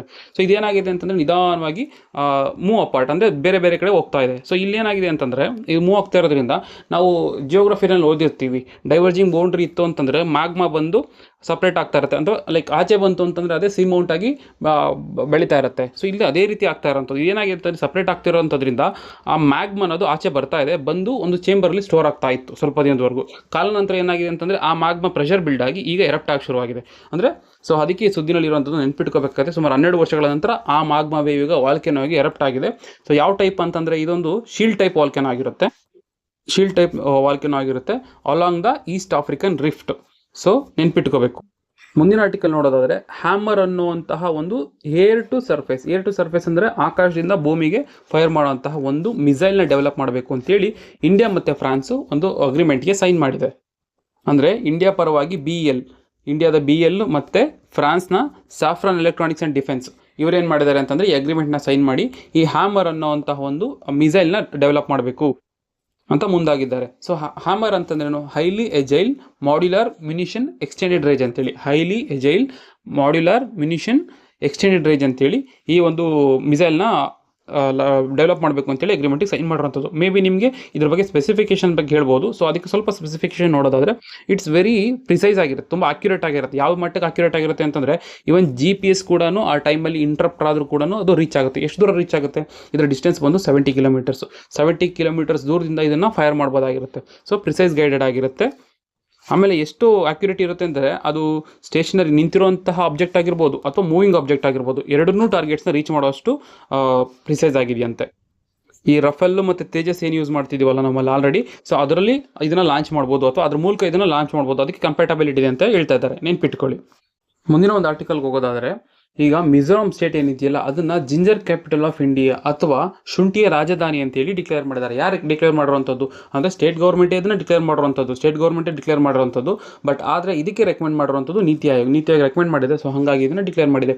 ಏನು ಹಂಗಿದ್ರಲ್ಲಿ ಶುಂಠಿ ಜಾಸ್ತಿ ಬೆಳೀತಾರೆ ಇಲ್ಲ, ಹೈಯೆಸ್ಟ್ ಶುಂಠಿ ಪ್ರೊಡಕ್ಷನ್ ಅಂತ ಬಂದಾಗ ನಮಗೆ ಮಧ್ಯಪ್ರದೇಶ, ನೆಕ್ಸ್ಟ್ ಬಂದು ಕರ್ನಾಟಕ ಇದೆ. ಸೊ ಈ ಥರದಲ್ಲಿ ಇರಬೇಕಾದ್ರೆ ಇದನ್ನ ಯಾಕೆ ನಾವು ಶುಂಠಿ ರಾಜಧಾನಿ ಅಂತ ಡಿಕ್ಲೇರ್ ಮಾಡಿದ್ರಿ, ಯಾಕೆ ಮಾಡಿದ್ರು, ಯಾಕೆ ಅಂತಂದ್ರೆ ಇಲ್ಲಿ ಹೈ ಕ್ವಾಲಿಟಿ ಆದ ಅಂತ ಒಂದು ಜಿಂಜರ್ನ ಬೆಳೀತಾರೆ. ಹೈ ಕ್ವಾಲಿಟಿ ಹೆಂಗೆ ಅಂತಂದ್ರೆ ಈಗ ಇಲ್ಲಿರುವಂಥ ಎರಡು ಜಾತಿಯ ಶುಂಠಿ ಯಾವುದು ಅಂತಂದ್ರೆ ತಿಂಗ್ ಪುಯ್ ಮತ್ತೆ ತಿಂಗ್ಲಾ ಡೈ. ಈ ತಿಂಗ್ ಪುಯ್ ಮತ್ತೆ ತಿಂಗ್ಲೈಡಮ್ ಅನ್ನುವಂತಹ ಎರಡು ಒಂದು ಜಿಂಜರ್ಸ್ಗಳೇನಿದೆಯಲ್ಲ ಅಥವಾ ಶುಂಠಿ ಏನಿದೆಯಲ್ಲ ಇದನ್ನ ಮಿಜೋ ಶುಂಠಿ ಅಂತಾನೆ ಕರೀತಾರೆ ಅಥವಾ ಮಿಜೋ ಜಿಂಜರ್ ಅಂತ ಕರೀತಾರೆ. ಸೊ ಅವುಗಳಿಗೆ ಜೆ ಟ್ಯಾಗ್ ಸಿಗಿದೆ. ಹೈ ಕ್ವಾಲಿಟಿ ಜಿಂಜರ್ನ ಇಲ್ಲಿ ಪ್ರೊಡಕ್ಷನ್ ಮಾಡ್ತಾರೆ. ಸೊ ಹಾಗಾಗಿ ಇದಕ್ಕೆ ಶುಂಠಿಯ ರಾಜಧಾನಿ ಅಂತ ಮಾಡಿದ್ದಾರೆ. ಅಂದ್ರೆ ಇದೇ ಮೊದಲು ಅಂತಲ್ಲ, ಸಾಕಷ್ಟು ಈಗ ಫಾರ್ ಎಕ್ಸಾಂಪಲ್ ಎಲ್ಲೆಲ್ಲಿ ಒಳ್ಳೊಳ್ಳೆ ಕ್ವಾಲಿಟಿ ಅಥವಾ ಹೈಯೆಸ್ಟ್ ಪ್ರೊಡಕ್ಷನ್ ಆಗ್ತಾವೋ ಅವುಗಳನ್ನ ಈ ಥರ ಕ್ಯಾಪಿಟಲ್ಸ್ ಅಂತ ಡಿಕ್ಲೇರ್ ಮಾಡಿದ್ದಾರೆ. ಕೆಲವು ನೋಡಬೇಕು ಅಂತಂದರೆ ಫಾರ್ ಎಕ್ಸಾಂಪಲ್ ಮಿಜೋರಾಂನೀಗ ಜಿಂಜರ್ ಕ್ಯಾಪಿಟಲ್ ಅಂತ ಡಿಕ್ಲೇರ್ ಮಾಡಿದ್ದಾರೆ ರೀಸೆಂಟಾಗಿ. ಅದಕ್ಕಿಂತ ಮುಂಚೆ ಆಪಲ್ ಬೌಲ್ ಯಾವುದು ಹಿಮಾಚಲ್ ಪ್ರದೇಶ, ಟೀ ಅಂತ ಬಂದಾಗ ಅಸ್ಸಾಮು, ಮತ್ತು ಸಾಫ್ರಾನ್ ಕ್ಯಾಪಿಟಲ್ ಬಂದು ಜಮ್ಮು ಆ್ಯಂಡ್ ಕಾಶ್ಮೀರ, ಅಲ್ಲೇ ಎಷ್ಟು ಬೆಳೆಯುವಂಥದ್ದು. ಮತ್ತು ಲಿಚಿ ಅಂತ ಬಂದಾಗ ಬಿಹಾರು, ನೆಕ್ಸ್ಟ್ ಮ್ಯಾಂಗೋ ಕ್ಯಾಪಿಟಲ್ ಉತ್ತರ ಪ್ರದೇಶನ ಮ್ಯಾಂಗೋ ಕ್ಯಾಪಿಟಲ್ ಅಂತ ಕರೀತಾರಂತೆ. ನಂತರದಲ್ಲಿ ಗ್ರೇಪ್ಸ್ ಕ್ಯಾಪಿಟಲ್ ಅಂತ ಬಂದಾಗ ಮಹಾರಾಷ್ಟ್ರ, ಪೊಮೊಗ್ರನೇಟ್ ಅಂತ ಬಂದಾಗ ದಾಳಿಂಬೆನಲ್ಲಿ ಮಹಾರಾಷ್ಟ್ರನ ದಾಳಿಂಬೆ ಕ್ಯಾಪಿಟಲ್ ಅಂತ, ದಾಳಿಂಬೆ ರಾಜಧಾನಿ ಅಂತ ಕರೀತಾರಂತೆ. ನೆಕ್ಸ್ಟ್ ಅದೇ ಮಹಾರಾಷ್ಟ್ರದಲ್ಲಿ ಆರೆಂಜ್ ಕ್ಯಾಪಿಟಲ್ ಅಂತ ಕರೀತಾರೆ. ಪೈನಾಪಲ್ ಅಂತ ಬಂದಾಗ ತ್ರಿಪುರ, ಇದು ಆಲ್ರೆಡಿ ಯಾವುದೋ ಒಂದು ಎಕ್ಸಾಂಪಲ್ ಕೇಳಿದ್ರು. ಸೊ ಅದನ್ನು ಡಿಕ್ಲೇರ್ ಮಾಡಿದ್ದಾರೆ. ಮತ್ತೆ ಮಹಾರಾಷ್ಟ್ರದಲ್ಲಿ ಅಗೇನ್ ಸ್ಟ್ರಾಬೆರಿ ಕ್ಯಾಪಿಟಲ್ ಅಂತ ಕರೀತಾರೆ ಮಹಾರಾಷ್ಟ್ರನ. ಕರ್ನಾಟಕ ಅಂತ ಬಂದಾಗ ಆರ್ಕನೆಟ್ ಸುಪಾರಿ, ನಮ್ಮಲ್ಲಿ ಸುಮಾರು ಮೋರ್ ದೆನ್ 50% ಆಫ್ ದ ಏನು ಒಂದು ಅಡಿಕೆ ಬೆಳಿತೀವಲ್ಲ ಅದು ಕರ್ನಾಟಕದಿಂದನೇ ಹೋಗ್ತಿರೋಂಥದ್ದು. ಸೊ ಹಾಗಾಗಿ ಕೆಲವೊಂದು ವಿಶೇಷತೆಗಳಿದ್ದಾಗ ಆ ಸ್ಟೇಟ್ಗಳನ್ನ ಅದರ ಕ್ಯಾಪಿಟಲ್ ಅಂತ ಡಿಕ್ಲೇರ್ ಮಾಡ್ತಾರೆ. ಈಗ ಅಪ್ಡೇಟ್ ಏನಂತಂದ್ರೆ ಈ ಶುಂಠಿಯ ರಾಜಧಾನಿ ಮಿಜೋರಾಂ ಅಂತ ನೆನ್ಪಿಟ್ಕೋಬೇಕು. 2030 ಕಾಮನ್ವೆಲ್ತ್ ಕ್ರೀಡಾಕೂಟ ಅಥವಾ ಕಾಮನ್ವೆಲ್ತ್ ಗೇಮ್ಸ್ ಏನಿದೆಯಲ್ಲ ಅದನ್ನು ಇಂಡಿಯಾ ಹೋಸ್ಟ್ ಮಾಡ್ತಾ ಇದೆ. ಅದ್ರ ಎಲ್ಲಿ ಅಂತಂದ್ರೆ ಅದು ಇನಾಗ್ರೇಷನ್ ಆಗ್ತಿರೋದು ಎಲ್ಲಿ ಅಂತಂದ್ರೆ ಅಹಮದಾಬಾದ್ ಸ್ಟೇಡಿಯಂ ಅಂತೇಳಿ ನಾವು ಆಲ್ರೆಡಿ ಒಂದ್ಸಲ ಓದಿದ್ದೀವಿ. ಸೊ ಈಗ ಅದು ಮತ್ತೆ ಅದು ಕನ್ಫರ್ಮ್ ಆಗಿದೆ. ಅಂದ್ರೆ ಆ ಟೈಮಲ್ಲಿ ಬಿಡ್ ಮಾಡಿತ್ತು, ಈಗ ಅದು ಕನ್ಫರ್ಮ್ ಆಗಿದೆ. ಸೊ ಅಹಮದಾಬಾದ್ ಏನು ಮಾಡುತ್ತೆ ಅಂತಂದ್ರೆ 2030 ಒಂದು ಕಾಮನ್ವೆಲ್ತ್ ಗೇಮ್ಸ್ನ ಹೋಸ್ಟ್ ಮಾಡ್ತದೆ. ಇದನ್ನು ಅಪ್ರೂವ್ ಮಾಡಿದ್ದಾರೆ. ಇದನ್ನು ಅಪ್ರೂವ್ ಮಾಡಿರುವಂಥದ್ದು Commonwealth sports general assembly approve ಮಾಡಿದೆ. ಇದರಲ್ಲಿ ಸುಮಾರು ಒಂದು 74 ಜನ ಮೆಂಬರ್ಸ್ ಇರ್ತಾರೆ, ಅವ್ರು ಓಕೆ ಮಾಡಿದ್ದಾರೆ. ಸೊ ಹಾಗಾಗಿ ಇವಾಗ 2030 ಒಂದು ಕಾಮನ್ವೆಲ್ತ್ ಗೇಮ್ಸ್ನ ಇಂಡಿಯಾದಲ್ಲಿ ಅದರಲ್ಲೂ ಅಹಮದಾಬಾದ್ ಸ್ಟೇಡಿಯಂನಲ್ಲಿ ನಾವು ಹೋಸ್ಟ್ ಮಾಡ್ತಾ ಇದೀವಿ. ಕೋಇನ್ಸಿಡೆನ್ಸ್ ಏನೋ ರೀತಿಯಲ್ಲಿ ಕಾಮನ್ವೆಲ್ತ್ ಗೇಮ್ ಇದೆಯಲ್ಲ ಅದು ಶುರುವಾಗಿ ಈಗ 100 ವರ್ಷ ಕಂಪ್ಲೀಟ್ ಆಗ್ತದೆ. ಫಸ್ಟ್ ಗೇಮ್ ಬಂದು 1930 ಅಂತ ನಡೆದಿದ್ದು. ಎಲ್ಲಿ ನಡೆದಿರುವಂಥದ್ದು? ಕೆನಡಾದಲ್ಲಿ, ಹ್ಯಾಮಿಲ್ಟನ್ ಕೆನಡಾದಲ್ಲಿ ನಡೆದಿರುವಂಥದ್ದು. ಈಗ 100ನೇ ವರ್ಷದ ಒಂದು ಸ್ಪೋರ್ಟ್ಸ್ ಏನು ನಡೀತಾ ಇದೆ, ಕ್ರೀಡಾಕೂಟ ನಡೀತಾ ಇದೆ, ಅದು ಇಂಡಿಯಾದಲ್ಲಿ ನಡೀತಾ ಇದೆ. ಮತ್ತೆ ನಾವು ಈ ಕಾಮನ್ವೆಲ್ತ್ ಗೇಮ್ನ ಇದೆ ಫಸ್ಟ್ ಟೈಮ್ ಏನು ಹೋಸ್ಟ್ ಮಾಡ್ತಾ ಇಲ್ಲ. ಇದಕ್ಕಿಂತ ಮುಂಚೆ ನಾವು 2010 ನ್ಯೂ ಡೆಲ್ಲಿನಲ್ಲಿ ಹೋಸ್ಟ್ ಮಾಡಿದ್ವಿ. ಈಗ ಅಹಮದಾಬಾದ್ನಲ್ಲಿ ಹೋಸ್ಟ್ ಮಾಡ್ತಾ ಇದೀವಿ, ನೆನ್ಪಿಟ್ಕೋಬೇಕಾಗತ್ತೆ. ಮುಂದಿನ ಒಂದು ಆರ್ಟಿಕಲ್ಗೆ ಹೋಗೋದಾದರೆ ನ್ಯಾಷನಲ್ ಕ್ವಾಂಟಮ್ ಮಿಷನ್ ಏನು ಲಾಂಚ್ ಮಾಡಿದ್ವಲ್ಲ ಅದರ ಒಂದು ಭಾಗವಾಗಿ ಈಗ 100 ಕ್ವಾಂಟಮ್ ಲ್ಯಾಬ್ಸ್ಗಳನ್ನ ಎಸ್ಟಾಬ್ಲಿಷ್ ಮಾಡಿಸ್ಬೇಕು. ಅಂದರೆ ಪ್ರತಿಯೊಂದು ಲ್ಯಾಬ್ಗಳಿಗೂ ಒಂದೊಂದು ಕೋಟಿಯಷ್ಟು ದೇಣಿಗೆ ಕೊಟ್ಟು ಇಂಜಿನಿಯರಿಂಗ್ ಕಾಲೇಜ್ಗಳಲ್ಲಿ ಸೆಲೆಕ್ಟೆಡ್ 100 ಇಂಜಿನಿಯರಿಂಗ್ ಕಾಲೇಜಸ್ ಏನು ಮಾಡ್ತಾರೆ ಅಂತಂದರೆ ಈ ಕ್ವಾಂಟಮ್ ಲ್ಯಾಬ್ಗಳನ್ನ ಎಸ್ಟಾಬ್ಲಿಷ್ ಮಾಡಿಸ್ತಾರೆ. ಆ ಲ್ಯಾಬ್ಗಳನ್ನ ಎಸ್ಟಾಬ್ಲಿಷ್ ಮಾಡಿಸಿರುವಂಥ ಉದ್ದೇಶ ಆದರೂ ಏನಂತಂದರೆ ಆ ಲ್ಯಾಬ್ಗಳನ್ನ ಇಟ್ಕೊಂಡು ಈ UG ಅಂಡರ್ ಗ್ರಾಜುಯೇಟ್ಸ್ ಏನಿರ್ತಾರಲ್ಲ ಅವ್ರುಗಳಿಗೆ ಅದನ್ನು ಓದೋದಕ್ಕೆ ಅಥವಾ ಈ ಒಂದು ಕ್ವಾಂಟಮ್ ಟೆಕ್ನಾಲಜಿ ಏನಿದೆಯಲ್ಲ ಅದ್ರ ಬಗ್ಗೆ ತಿಳ್ಕೊಳ್ಳೋದಕ್ಕೆ ಅಂತ ಮಾಡುವಂಥದ್ದು. ರಿಸರ್ಚ್ ಉದ್ದೇಶ ಅಂತಲ್ಲ, ಜಸ್ಟ್ ಟೀಚಿಂಗ್ ಮತ್ತು ಟ್ರೈನಿಂಗ್ ಮಾಡಬೇಕು ಅಪ್ಕಮಿಂಗ್ ಜನ್ರೇಷನ್ನ ಅಂತ ಹೇಳ್ಬಿಟ್ಟು ಇದನ್ನು ಲಾಂಚ್ ಮಾಡಿರ್ತಾರೆ. ಅಂದರೆ part of national quantum mission. National quantum ಮಿಷನ್ನ ಉದ್ದೇಶ ಏನಾಗಿತ್ತು? ಈ ಕ್ವಾಂಟಮ್ ಟೆಕ್ನಾಲಜೀಸ್ ಏನಿದೆಯಲ್ಲ ಅದನ್ನು ಡೆವಲಪ್ಮೆಂಟ್ ಮಾಡುವಂಥದ್ದು, ಕಾಂಪಿಟಿಂಗ್ ಸ್ಕಿಲ್ಸ್ನ ಸ್ಕಿಲ್ ಮಾಡುವಂಥದ್ದು, ಮತ್ತು ಆ ಒಂದು ಅಪ್ಲಿಕೇಶನ್ನು ಕಮ್ಯುನಿಕೇಷನ್ ಆಗ್ಬೋದು, ಸೆನ್ಸಿಂಗ್ ಆಗ್ಬೋದು, ಅಥವಾ ಈ ಕ್ವಾಂಟಮ್ ಮೆಟೀರಿಯಲ್ಗಳನ್ನ ಡೆವಲಪ್ಮೆಂಟ್ ಮಾಡುವಂಥದ್ದು. ಈ ರೀತಿಯಾಗಿ ಓವರಾಲ್ ಆಗಿ ನಾವು ಬ್ರಾಡರ್ ಅಪ್ರೋಚ್ ಇಟ್ಕೊಂಡು ಈ ನ್ಯಾಷನಲ್ ಕ್ವಾಂಟಮ್ ಮಿಷನ್ ಲಾಂಚ್ ಮಾಡಿದ್ವಿ. ಸೊ ಅದರ ಒಂದು ಪಾರ್ಟ್ ಆಗಿ ಈಗ 100 ಇಂಜಿನಿಯರಿಂಗ್ ಕಾಲೇಜಸ್ನ ಸೆಲೆಕ್ಟ್ ಮಾಡಿಕೊಂಡು ಕ್ವಾಂಟಮ್ ಲ್ಯಾಬ್ಸ್ನ ಎಸ್ಟಾಬ್ಲಿಷ್ ಮಾಡಿಸ್ತಾ ಇದ್ದಾರೆ. ಓಕೆ, ಇದರಲ್ಲಿ ಕರ್ನಾಟಕದೊಂದು ಪಾರ್ಟ್ ಇದೆ, ನೀವು ನೆನ್ಪಿಟ್ಕೋಬೇಕಾಗುತ್ತೆ. ಫಾರ್ ಎಕ್ಸಾಂಪಲ್ ನೋಡಿ, ಈ ಒಂದು fabrication, large quantum fabrication facilities, ಈಗ ಚಿಪ್ಗಳನ್ನ ಬಿಲ್ಡ್ ಮಾಡ್ತಾರಲ್ಲ ಆ ರೀತಿ ಯಾವುದಾದ್ರೂ ಒಂದು ಲಾರ್ಜ್ ಕ್ವಾಂಟಮ್ ಫ್ಯಾಬ್ರಿಕೇಷನ್ ಫೆಸಿಲಿಟೀಸ್ನ ಬಿಲ್ಡ್ ಮಾಡಬೇಕು ಅಂತಂದಾಗ ಅದಕ್ಕೆ ಅಂತೇಳಿ 2 ಸ್ಪೆಷಲ್ ಸೆಂಟರ್ಗಳನ್ನ ಹಬ್ಗಳನ್ನ ಯೂಸ್ ಮಾಡ್ಕೊಂಡಿದ್ದಾರೆ. ಒಂದು IIT ಬಾಂಬೆ ಆದರೆ ಇನ್ನೊಂದು ಬಂದು ಬೆಂಗಳೂರಲ್ಲಿ ಲೊಕೇಟ್ ಆಗಿರುವಂಥ IISc ಬೆಂಗಳೂರು. ಸೊ ಇವೆರಡೂ ಇಂಪಾರ್ಟೆಂಟ್ ಆಗುತ್ತೆ ಫ್ಯಾಕ್ಟ್ಸು, ನೆನ್ಪಿಟ್ಕೊಳ್ಳಿ. ಇನ್ನೊಂದು ಸ್ಮಾಲ್ ಅಪ್ಡೇಟ್ ಏನಂತಂದರೆ ಸೂರ್ಯಕಿರಣ್ ಬಂದು joint military exercise between India ಮತ್ತು ನೇಪಾಳ್ ಜಾಯಿಂಟ್ ಮಿಲಿಟರಿ ಎಕ್ಸಸೈಸ್ ಬಂದು ಸೂರ್ಯಕಿರಣ್. ಈಗ ಇದು ಪಿಥೋರ್ಗರ್ ಅಲ್ಲಿ ಉತ್ತರಾಖಂಡ್ನ ಪಿಥೋರ್ಗಢಲ್ಲಿ ನಡೀತಾ ಇದೆ. ಸೊ ಕೇಳ್ತಾರೆ ನಿಮಗೆ ಯಾವ ಕಂಟ್ರಿಗಳ ಬಗ್ಗೆ ನಡೀತಾ ಇದೆ ಅಥವಾ ಯಾವ ಟೈಪ್ ಅಂತ. ಇದು ಮಿಲಿಟರಿ ಎಕ್ಸಸೈಸು ಇಂಡಿಯಾ ಮತ್ತು ನೇಪಾಳ. ಇನ್ನೊಂದು ಸ್ಮಾಲ್ ಅಪ್ಡೇಟ್ ಏನಂತಂದರೆ ಈಗ ವರ್ಲ್ಡ್ಸ್ ಮೋಸ್ಟ್ ಪಾಪ್ಯುಲರ್ ಸಿಟಿ ಬಗ್ಗೆ ಮಾತಾಡ್ತಾ ಇದ್ದೀವಿ ನಾವು. ಸ್ಟೇಟ್ ಅಲ್ಲ, ಮೆಟ್ರೋ ಸಿಟಿ ಅಂತ ಹೇಳ್ಬೋದು, ಮೆಟ್ರೋ ಸಿಟೀಸ್ ಅಂತಲೇ ಹೇಳ್ಬೋದು ನೇರವಾಗಿ. ಆ ಒಂದು ಪಾಪ್ಯುಲೇಷನ್ ಎಷ್ಟಿದೆ ಅನ್ನೋದ್ರ ಬಗ್ಗೆ ಒಂದು ಸರ್ವೆ ನಡೆಸಿ UN ಒಂದು ರಿಪೋರ್ಟ್ ಕೊಟ್ಟಿದೆ. ಆ ರಿಪೋರ್ಟ್ ಹೆಸರು ಬಂದು ವರ್ಲ್ಡ್ ಅರ್ಬನೈಸೇಷನ್ ಪಾಸ್ಪೆಕ್ಟ್ 2025 ಅಂತೇಳಿ ರಿಪೋರ್ಟ್ ಕೊಟ್ಟಿದೆ. ಆ ರಿಪೋರ್ಟ್ ಪ್ರಕಾರ ಈಗ ಜಕಾತ್ರ ಬಂದು ವರ್ಲ್ಡ್ಸ್ ಮೋಸ್ಟ್ ಪಾಪ್ಯುಲರ್ ಸಿಟಿ ಆಗಿದೆ. ಅಂದರೆ ಅತಿ ಹೆಚ್ಚು ಜನಸಂಖ್ಯೆ ಹೊಂದಿರುವಂತಹ ಒಂದು ಮೆಟ್ರೋ ಸಿಟಿ ಆಗುತ್ತೆ ಜಕಾತ್ರ. ಈ ಒಂದು ರಿಪೋರ್ಟ್ ಪ್ರಕಾರ ಸುಮಾರು 45% ಪಾಪ್ಯುಲೇಷನ್ ಏನಿದೆ ವರ್ಲ್ಡಲ್ಲಿ ಅವರು ಸಿಟಿಗಳಲ್ಲೇ ಬದುಕ್ತಾ ಇದ್ದಾರಂತೆ. ಆದರೆ ಹೈಯೆಸ್ಟ್ ಪಾಪ್ಯುಲೇಷನ್ ಇರುವಂಥ ಸಿಟಿ ಬಂದು ಜಕಾತ್ರ ಅಂತ ಹೇಳ್ತಾ ಇದೆ, ಫಾಲೋಡ್ ಬೈ ಢಾಕಾ ಮತ್ತು ಟೋಕಿಯೋ ಅಂತ ಹೇಳಿದೆ, ನೆನ್ಪಿಟ್ಕೋಬೇಕಾಗತ್ತೆ. ಮುಂದಿನ ಆರ್ಟಿಕಲ್ ನೋಡೋದಾದ್ರೆ ನಮ್ಮ chief election commissioner Gyanesh Kumar ಇದಾರಲ್ಲ, ಅವರು ಏನು ಮಾಡಿದ್ದಾರೆ ಅಂತಂದರೆ ಇಂಟರ್ನ್ಯಾಷನಲ್ ಐಡಿಯಾ ಅನ್ನೋ ಒಂದು ಸಂಸ್ಥೆಗೆ ಚೇರ್ಮನ್ಶಿಪ್ನ ತಗೊಂಡಿದ್ದಾರೆ. ಅಂದರೆ ಅವ್ರನ್ನ ಚೇರ್ಮನ್ ಆಗಿ ಅಪಾಯಿಂಟ್ ಮಾಡಿದ್ದಾರೆ. ಏನಿದು ಐಡಿಯಾ ಅಂತಂದರೆ institute for democracy electoral assistance ಹೇಳಿ, institute for democracy and electoral assistance ಅಂತ ಹೇಳ್ಬಿಟ್ಟು, ಅಂದರೆ ಪ್ರಜಾಪ್ರಭುತ್ವ ಮತ್ತು ಚುನಾವಣಾ ಸಂಬಂಧಿತ ಕೆಲವೊಂದು ಏನು ವಿಚಾರಗಳೊಳಗೆ ಸ್ಟಡಿ ಮಾಡೋದಕ್ಕೆ, ರಿಸರ್ಚ್ ಮಾಡೋದಕ್ಕೆ ಇಂಟರ್ನ್ಯಾಷನಲ್ ಫೋರಮ್ ಹೊಂದಿದೆ. ಆ ಫೋರಮ್ನಲ್ಲಿ ಈಗ ಅಧ್ಯಕ್ಷತೆ ವಹಿಸ್ತಾ ಇರುವಂಥವ್ರು ನಮ್ಮ chief election commissioner Gyanesh Kumar ಅಂತ ನೆನ್ಪಿಟ್ಕೋಬೇಕಾಗತ್ತೆ. ಮತ್ತು ಈ ಒಂದು ಏನು ಇಂಟರ್ನ್ಯಾಷನಲ್ ಐಡಿಯಾ ಬಗ್ಗೆ ಹೇಳಿದ್ನಲ್ಲ, ಇದೊಂದು ಯಾವುದೋ ಪ್ರೈವೇಟ್ ಬಾಡಿ ಅಲ್ಲ, ಇದು ಇಂಟರ್ ಗೌರ್ಮೆಂಟಲ್ ಬಾಡಿ ಆಗಿರುತ್ತೆ. 1995ನಲ್ಲಿ ಎಸ್ಟಾಬ್ಲಿಷ್ ಆಗಿದೆ. ಇದಕ್ಕೆ ಆಲ್ರೆಡಿ 35 ಜನ ಮೆಂಬರ್ಸ್ ಇದ್ದಾರೆ. ಇಂಡಿಯಾ ಬಂದು ಇದರ ಫೌಂಡಿಂಗ್ ಮೆಂಬರ್ ಆಗಿರುತ್ತೆ, ನೆನ್ಪಿಟ್ಕೋಬೇಕು. ಇಂಡಿಯಾ ಬಂದು ಇದರ ಫೌಂಡಿಂಗ್ ಮೆಂಬರ್ ಆಗಿರುತ್ತೆ. ಮತ್ತು ಇದಕ್ಕೆ US ಮತ್ತು ಜಪಾನ್ ಕೂಡ ಅಬ್ಸರ್ವರ್ ಆಗಿರ್ತಾರೆ. ಈ ಒಂದು ಸಂಸ್ಥೆಯ ಉದ್ದೇಶ ಬಂದು inclusive, resilient and accountable democracies. ಪ್ರಜಾಪ್ರಭುತ್ವಗಳು ಹೇಗಿರಬೇಕು ಅಂತಂದರೆ ಎಲ್ಲರನ್ನೂ ಒಗ್ಗೂಡಿರಬೇಕು, ಸ್ಥಿರವಾಗಿರಬೇಕು, ಜೊತೆಗೆ ಜವಾಬ್ದಾರಿಯುತವಾಗಿರಬೇಕು ಅನ್ನೋ ಒಂದು ಉದ್ದೇಶದಿಂದ ಎಸ್ಟಾಬ್ಲಿಷ್ ಮಾಡಿದಂಥ ಈ ಇನ್ಸ್ಟಿಟ್ಯೂಷನ್, ಇದು ಆರ್ಗನೈಸೇಷನ್ಗೂ ಈಗ ಇದರ ಚೇರ್ಮನ್ಶಿಪ್ಪು ಇಂಡಿಯಾಗೆ ಸಿಕ್ಕಿದೆ. ಮುಂದಿನ ಒಂದು ಆರ್ಟಿಕಲ್ಗೆ ಹೋಗೋದಾದರೆ ರೇರ್ ಅರ್ತ್ ಎಲಿಮೆಂಟ್ಸ್ ಬಗ್ಗೆ ನಾವು ಕೇಳಿರ್ತೀವಿ. ರೇರ್ ಅರ್ತ್ ಎಲಿಮೆಂಟ್ಸ್ ಅಂತಂದರೆ ಅವು ಅಪರೂಪ ಅಂತಲ್ಲ. ರೇರ್ ಅನ್ನೋ ಪದ ಏನಕ್ಕೆ ಯೂಸ್ ಮಾಡ್ತಾರೆ ಅಂತಂದರೆ ಅವನ್ನ ಎಕ್ಸ್ಟ್ರಾಕ್ಟ್ ಮಾಡುವಂತಹ ಟೆಕ್ನಾಲಜಿ ಏನಿದೆಯಲ್ಲ ಅದು ರೇರ್ ಆಗಿರುತ್ತೆ. ಅಂದರೆ ವೆರಿ ಮಿನಿಮಲ್ ಟೆಕ್ನಾಲಜಿ ನಮ್ಮಲ್ಲಿ ಇರುವಂಥದ್ದು, ಅಥವಾ it is difficult to extract. ಅಂಥ ಟೆಕ್ನಾಲಜಿಗಳನ್ನ ಯೂಸ್ ಮಾಡಿಕೊಂಡು ಎಕ್ಸ್ಟ್ರಾಕ್ಟ್ ಮಾಡುವಂಥ ಎಲಿಮೆಂಟ್ಗಳನ್ನ ನಾವು ರೇರ್ ಅರ್ತ್ ಎಲಿಮೆಂಟ್ ಅಂತ ಕರಿತೀವಿ. ಈ ರೇರ್ ಅರ್ತ್ ಎಲಿಮೆಂಟ್ಗಳನ್ನ, ಈ ಅಲಾಯ್ಗಳನ್ನೆಲ್ಲ ಸೇರಿಸಿ ಏನು ಮಾಡ್ತೀವಿ ಅಂತಂದರೆ ರೇರ್ ಅರ್ತ್ ಮ್ಯಾಗ್ನೆಟ್ನ ಮಾಡ್ತೀವಿ. ಓಕೆನಾ. ಈ ರೇರ್ ಅರ್ತ್ ಮ್ಯಾಗ್ನೆಟ್ ಬೇರೆ ಬೇರೆ ಅಪ್ಲಿಕೇಶನ್ಸ್ಗಳಿರುತ್ತೆ. ಫಾರ್ ಎಕ್ಸಾಂಪಲ್ ಏರೋಸ್ಪೇಸ್ ಆಗ್ಬೋದು, ಅಥವಾ ರಿನ್ಯೂವಬಲ್ ಎನರ್ಜಿ ಆಗ್ಬೋದು, ಅಟಾಮಿಕ್ ಎನರ್ಜಿ ಆಗ್ಬೋದು. ಈಗ ಸಾಕಷ್ಟು ಅಪ್ಲಿಕೇಶನ್ಸ್ಗಳು ಇರ್ತವೆ ಇದ್ರಗಳು. ಸೊ ಈ ರೀತಿಯಾದಂತಹ ರೇರ್ ಅರ್ತ್ ಮ್ಯಾಗ್ನೆಟ್ನ ಇಂಡಿಯಾದಲ್ಲೇ ಮ್ಯಾನುಫ್ಯಾಕ್ಚರ್ ಮಾಡಬೇಕು ಅಂತೇಳಿ ಗೌರ್ಮೆಂಟ್ ಇವಾಗ ಒಂದು ಸ್ಕೀಮ್ನ ತರ್ತಾ ಇದೆ. ಸೊ ಆ ಸ್ಕೀಮ್ ಇವಾಗ 7,280 ಕೋಟಿಯಷ್ಟು ಕೊಟ್ಟಿದೆ. ಅಂದರೆ ಈ ಸ್ಕೀಮ್ನ ಉದ್ದೇಶ ಏನಂತಂದರೆ 6,000 ಮಿಲಿಯನ್ ಟನ್ ಪರ್ ಆ್ಯನಮ್. ಅಂದರೆ ಒಂದು ವರ್ಷಕ್ಕೆ 6,000 ಮಿಲಿಯನ್ ಟನ್ನಷ್ಟು ಪ್ರೊಡಕ್ಷನ್ ಮಾಡುವಷ್ಟು ಕೆಪಾಸಿಟಿ ಇರುವಂತಹ ಇಂಟಿಗ್ರೇಟೆಡ್ REPM ಅಂದರೆ ರೇರ್ ಅರ್ತ್ ಪರ್ಮನೆಂಟ್ ಮ್ಯಾಗ್ನೆಟ್ನ ಮ್ಯಾನುಫ್ಯಾಕ್ಚರಿಂಗ್ ಕೆಪಾಸಿಟಿನ ಇಂಡಿಯಾದಲ್ಲಿ ತರಬೇಕು ಅಂತೇಳಿ ಇದನ್ನು ಮಾಡ್ತಿರುವಂಥದ್ದು.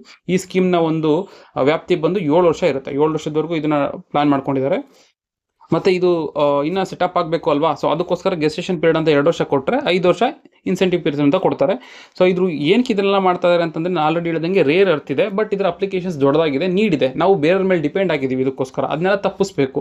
ಸೊ ಇಂಡಿಯಾದ ಒಂದು ಇಂಪೋರ್ಟ್ನ ಕಡಿಮೆ ಮಾಡಬೇಕು, ಸೆಲ್ಫ್ ರಿಲಿಯನ್ಸ್ ಮಾಡ್ಕೋಬೇಕು ನಾವು ಈ ಕ್ರಿಟಿಕಲ್ ಅರ್ತ್ ಮಿನರಲ್ಸ್ಗಳಲ್ಲಿ, ಮತ್ತು ಸಪ್ಲೈ ಚೈನ್ನ ಡಿಸ್ಟರ್ಬ್ ಆಗ್ದಂಗೆ ನೋಡ್ಕೋಬೇಕು. ಎನರ್ಜಿ ಸೆಕ್ಯೂರಿಟಿ ಆಗ್ಬೋದು, ಕಾರ್ಬನ್ ಎಮಿಷನ್ ಆಗ್ಬೋದು, ಇದನ್ನೆಲ್ಲ ಕಡಿಮೆ ಮಾಡ್ಬೋದು ಅನ್ನೋ ಉದ್ದೇಶದಿಂದ ಈ ಒಂದು ರೇರ್ ಅರ್ತ್ ಮ್ಯಾಗ್ನೆಟ್ನ ಇಂಡಿಯಾದಲ್ಲಿ ಪ್ರೊಡ್ಯೂಸ್ ಮಾಡೋದಕ್ಕೆ ಅಂತ ಸ್ಕೀಮ್ ಲಾಂಚ್ ಮಾಡಿರ್ತಾರೆ.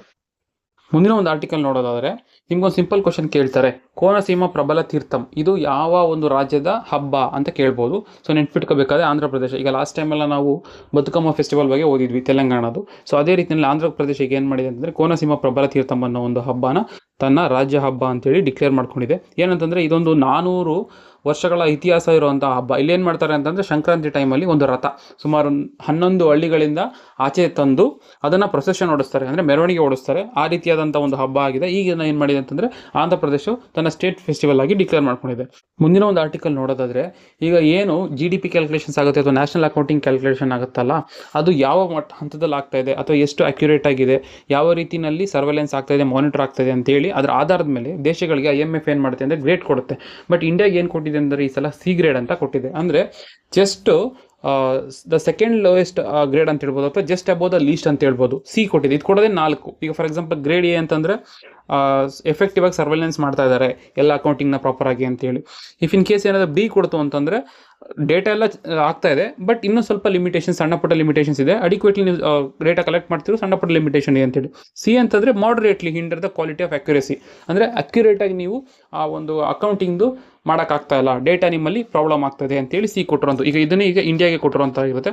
ಮತ್ತು ಸಿವಿಯರ್ ಅಂತ ಬಂದಾಗ D ಕೊಟ್ಬಿಡುತ್ತೆ. ತುಂಬ ಅಬ್ಸ್ಟ್ರಾಕ್ಟ್ ಇರುತ್ತೆ. ಎಫೆಕ್ಟಿವ್ ಆಗಿ ನೀವು ಅದನ್ನು ಮಾನಿಟರ್ ಮಾಡ್ತಾ ಇಲ್ಲ, ಸರ್ವೆಲೆನ್ಸ್ ಮಾಡ್ತಾ ಇಲ್ಲ, ನ್ಯಾಷನಲ್ ಅಕೌಂಟಿಂಗ್ ಅಕೌಂಟಿಂಗ್ ನಿಮಗೆ ಕರೆಕ್ಟಾಗಿ ಸಿಗ್ತಾ ಇಲ್ಲ ಅಂತೇಳಿ ಡಿ ಕೊಡುತ್ತೆ. ಈಗ ಇಂಡಿಯಾ ಕೊಟ್ಟಿರೋದು ಸಿ ಆಗಿರುತ್ತೆ. ಸರಿ, ಇಂಡಿಯಾಗೆ ಯಾಕೆ ಇದು ಸಿ ಕೊಟ್ಟಿದೆ ಅಂತ ನೋಡೋದಾದರೆ IMF ಕೊಟ್ಟಿರೋ ಕಾರಣ ಏನಂತಂದರೆ ಮೆಥಡಾಲಜಿಸಲ್ಲಿ ವೀಕ್ನೆಸ್ ಇದೆ. ಸೊ ಮೆಥಡಾಲಜಿಸ್ ನಿಮ್ಮದು ಕ್ಯಾಲ್ಕುಲೇಷನಲ್ಲಿ ವೀಕ್ನೆಸ್ ಇರೋದ್ರಿಂದ ಆ ಮ್ಯಾಕ್ರೋ ಎಕನಾಮಿಕ್ ಅನಾಲಿಸಿಸ್ ಅಂದರೆ ದೊಡ್ಡ ಮಟ್ಟದಲ್ಲಿ ಎಕನಾಮಿ ಅನಾಲಿಸಿಸ್ ಮಾಡೋದು ಸ್ವಲ್ಪ ಕಷ್ಟ ಆಗುತ್ತೆ ಅಂತ ಹೇಳ್ತಾ ಇದೆ. ಅದು ಇಶ್ಯೂ ಮಾಡಿರೋಂಥ ಕೆಲವೊಂದು ವಿಚಾರಗಳೇನಂತಂದ್ರೆ ನಾವು ಈಗಲೂ ನೋಡ್ಬೋದು. ಅಕೌಂಟಿಂಗ್ ಮಾಡ್ಬೇಕಾದ್ರೆ ಏನು ಮಾಡ್ತೀವಿ ಅಂತಂದರೆ ಬೇಸ್ ಇಯರ್ನ ಹಳೇದು ಇಟ್ಕೊಂಡಿದ್ವಿ. ಸೊ 2011-12 ತುಂಬ ಇನ್ಫ್ಲೇಷನ್ ಇದೆ. ಸೊ ಹಾಗಾಗಿ ಔಟ್ಡೇಟೆಡ್ ಬೇಸ್ ಇಯರ್ನ ನೀವು ಯೂಸ್ ಮಾಡ್ತಾ ಇದ್ದೀರಾ. ಮತ್ತು ನೀವೇನು ಮಾಡ್ತಾ ಇದ್ದೀರಾ ಅಂತಂದರೆ ಡೈರೆಕ್ಟಾಗಿ ಪ್ರೊಡಕ್ಷನ್ ಹೆಂಗಾಗ್ತಾ ಇದೆಯಾ ಅದ್ರ ಮೇಲೆ ಪ್ರೈಸ್ ಇಂಡೆಕ್ಸ್ನ ಇಡ್ತಾ ಇಲ್ಲ, ಬದಲಿಗೆ ಹೋಲ್ಸೇಲ್ ಔಟ್ಲೆಟಲ್ಲಿ ಏನು ಸಿಗುತ್ತಲ್ಲ ಅದನ್ನು ಯೂಸ್ ಮಾಡಿಕೊಂಡು ನೀವು GDPನ ಮೆಜರ್ ಮಾಡ್ತಾ ಇದ್ದೀರಾ ಅಥವಾ ಇನ್ಫ್ಲೇಷನ್ನ ಮೆಜರ್ ಮಾಡ್ತಾ ಇದ್ದೀರಾ ಅಂತ ಅದು ಹೇಳುತ್ತೆ. ಮತ್ತು ನಿಮ್ಮದು ಇನ್ಫಾರ್ಮಲ್ ಸೆಕ್ಟರ್ ಏನಿದೆಯಲ್ಲ ಮತ್ತು ಹೌಸ್ ಹೋಲ್ಡ್ ಎಕ್ಸ್ಪೆಂಡಿಚರ್ ಏನಿದೆಯಲ್ಲ ಅದನ್ನು ನಿಮಗೆ ಅಕ್ಯುರೇಟಾಗಿ ಡೇಟಾ ಸಿಗ್ತಾ ಇಲ್ಲ. ಸೊ ಹಾಗಾಗಿ ನೀವು ಅದನ್ನು ಪ್ರಾಪರಾಗಿ ಮಾನಿಟರ್ ಮಾಡ್ತಾ ಇಲ್ಲ ಅಂತ ಹೇಳ್ತಾ ಇದೆ. ಸೊ ಅದಕ್ಕೆ ಸ್ಟ್ರಾಂಗ್ ಆಗಿರೋ ಒಂದು ಸ್ಟ್ಯಾಟಿಸ್ಟಿಕಲ್ ಟೆಕ್ನಿಕ್ನ ನೀವು ಯೂಸ್ ಮಾಡಬೇಕು ಅಂತೇಳಿ ಈ IMF ಇದಕ್ಕೆ ಸಜೆಸ್ಟ್ ಮಾಡಿರೋಂಥದ್ದಾಗುತ್ತೆ. ಸೊ ಇದನ್ನೆಲ್ಲ ಮನಗಂಡಂಥ IMF ಏನು ಮಾಡಿ ಅಂತಂದರೆ ಇಂಡಿಯಾಗೆ ಸಿ ಗ್ರೇಡ್ ಅಂತ ಕೊಟ್ಟಿದೆ. ಹಾಗೆ ಕೆಲವೊಂದು ಸುದ್ದಿಗಳನ್ನ ನೋಡ್ತಾ ಹೋಗೋಣ. Keladi Shivappa Nayaka university of agriculture, Keladi Shivappa Nayaka university of agriculture and horticulture science, ಇದು ಶಿವಮೊಗ್ಗದಲ್ಲಿರುವಂಥ ಯೂನಿವರ್ಸಿಟಿ ಏನಿದೆಯಲ್ಲ ಇವರು ಒಂದು ರೈಸ್ ವೆರೈಟಿನ ಡೆವಲಪ್ ಮಾಡಿದ್ದಾರೆ. ಆ ರೈಸ್ ವೆರೈಟಿ ಬಂದು ಸಹ್ಯಾದ್ರಿ ಸಿಂಧೂರ ಅಂತ ಹೇಳ್ಬಿಟ್ಟು. ಸೊ ಈಗ ಒಂದು ರೈಸ್ ವೆರೈಟಿ ಈಗ ತುಂಬ ಡಿಮ್ಯಾಂಡ್ ಬರ್ತಿದೆ. ಇದು ಸ್ಪೆಷಾಲಿಟಿ ಅಂತ ನೋಡ್ತಾ ಹೋಗೋಣ. ನಿಮ್ಗೆ ಯಾವ ಥರ ಕ್ವಶನ್ ಕೇಳ್ತಾರೆ ಅಂತಂದರೆ ಸಹ್ಯಾದ್ರಿ ಸಿಂಧೂರ ನ್ಯೂಸಲ್ಲಿತ್ತು, ಅದೇನು ಅಂತ ಕೇಳ್ಬೋದು, ಅದನ್ನು ಯಾರು ಡೆವಲಪ್ ಮಾಡಿದ್ದಾರೆ ಅಂತ ಕೇಳ್ಬೋದು, ನೋಟ್ ಮಾಡ್ಕೋಬೇಕಾಗತ್ತೆ. ಸೊ ಇದೊಂದು ರೆಡ್ ರೈಸ್ ವೆರೈಟಿ ಇರುತ್ತೆ. ಸೊ ಇದನ್ನು ಡೆವಲಪ್ ಮಾಡಿರೋಂಥದ್ದು ಆಲ್ರೆಡಿ ಹೇಳಿದ ರೀತಿಯಲ್ಲಿ Keladi Shivappa Nayaka university of agriculture and horticulture science ಅವರು ಡೆವಲಪ್ ಮಾಡಿರೋದು. ಇದರ ಸ್ಪೆಷಾಲಿಟಿ ಏನಂತಂದರೆ it is rich in protein, iron, zinc, ಓಕೆನಾ. ಮತ್ತು ಲೋ ಗ್ಲೈಸೆಮಿಕ್ ಇಂಡೆಕ್ಸ್ ಅಂತಂದರೆ ಏನು ಒಂದು ಗ್ಲೂಕೋಸ್ ಲೆವೆಲ್ನ ರಿಲೀಸ್ ಮಾಡುತ್ತಲ್ಲ ಬಾಡಿಗೆ, ಅದು ಕಡಿಮೆ ಮಟ್ಟದಲ್ಲಿ ರಿಲೀಸ್ ಮಾಡುತ್ತೆ. ಅಥವಾ ಪ್ರೋಟೀನ್ ಅಥವಾ ಫೈಬರ್ ಏನು ಕಂಟೆಂಟ್ ಇರುತ್ತಲ್ಲ, ಫೈಬರ್ ಕಂಟೆಂಟು ಅದು ಜಾಸ್ತಿ ಇರುತ್ತೆ ಅಂತ ಹೇಳ್ತಾ ಇದ್ದಾರೆ. ಸೊ ಇದನ್ನು ಯಾವ ರೀತಿ ಮಾಡಿದ್ದಾರೆ ಅಂತಂದರೆ ಜ್ಯೋತಿ ಮತ್ತು ಬಿಲಿಯಾ ಅನ್ನೋವಂಥ 2 ಬ್ರೀಡ್ಗಳನ್ನ ಕ್ರಾಸ್ ಮಾಡಿರೋಂಥದ್ದಾಗಿರುತ್ತೆ. ಇದರ ಮೆಚುರಿಟಿ ಬಂದು 120 ದಿನದಲ್ಲಿ ನೀವು ಸೋ ಮಾಡಿದ್ರಿ ಅಂತಂದರೆ ರೈಸ್ ಸಿಗುತ್ತೆ. ಇದರ ಈಲ್ಡ್ ಬಂದು 53-54 ಕ್ವಿಂಟಲ್ ಪರ್ ಹೆಕ್ಟರ್ ಇರುತ್ತೆ.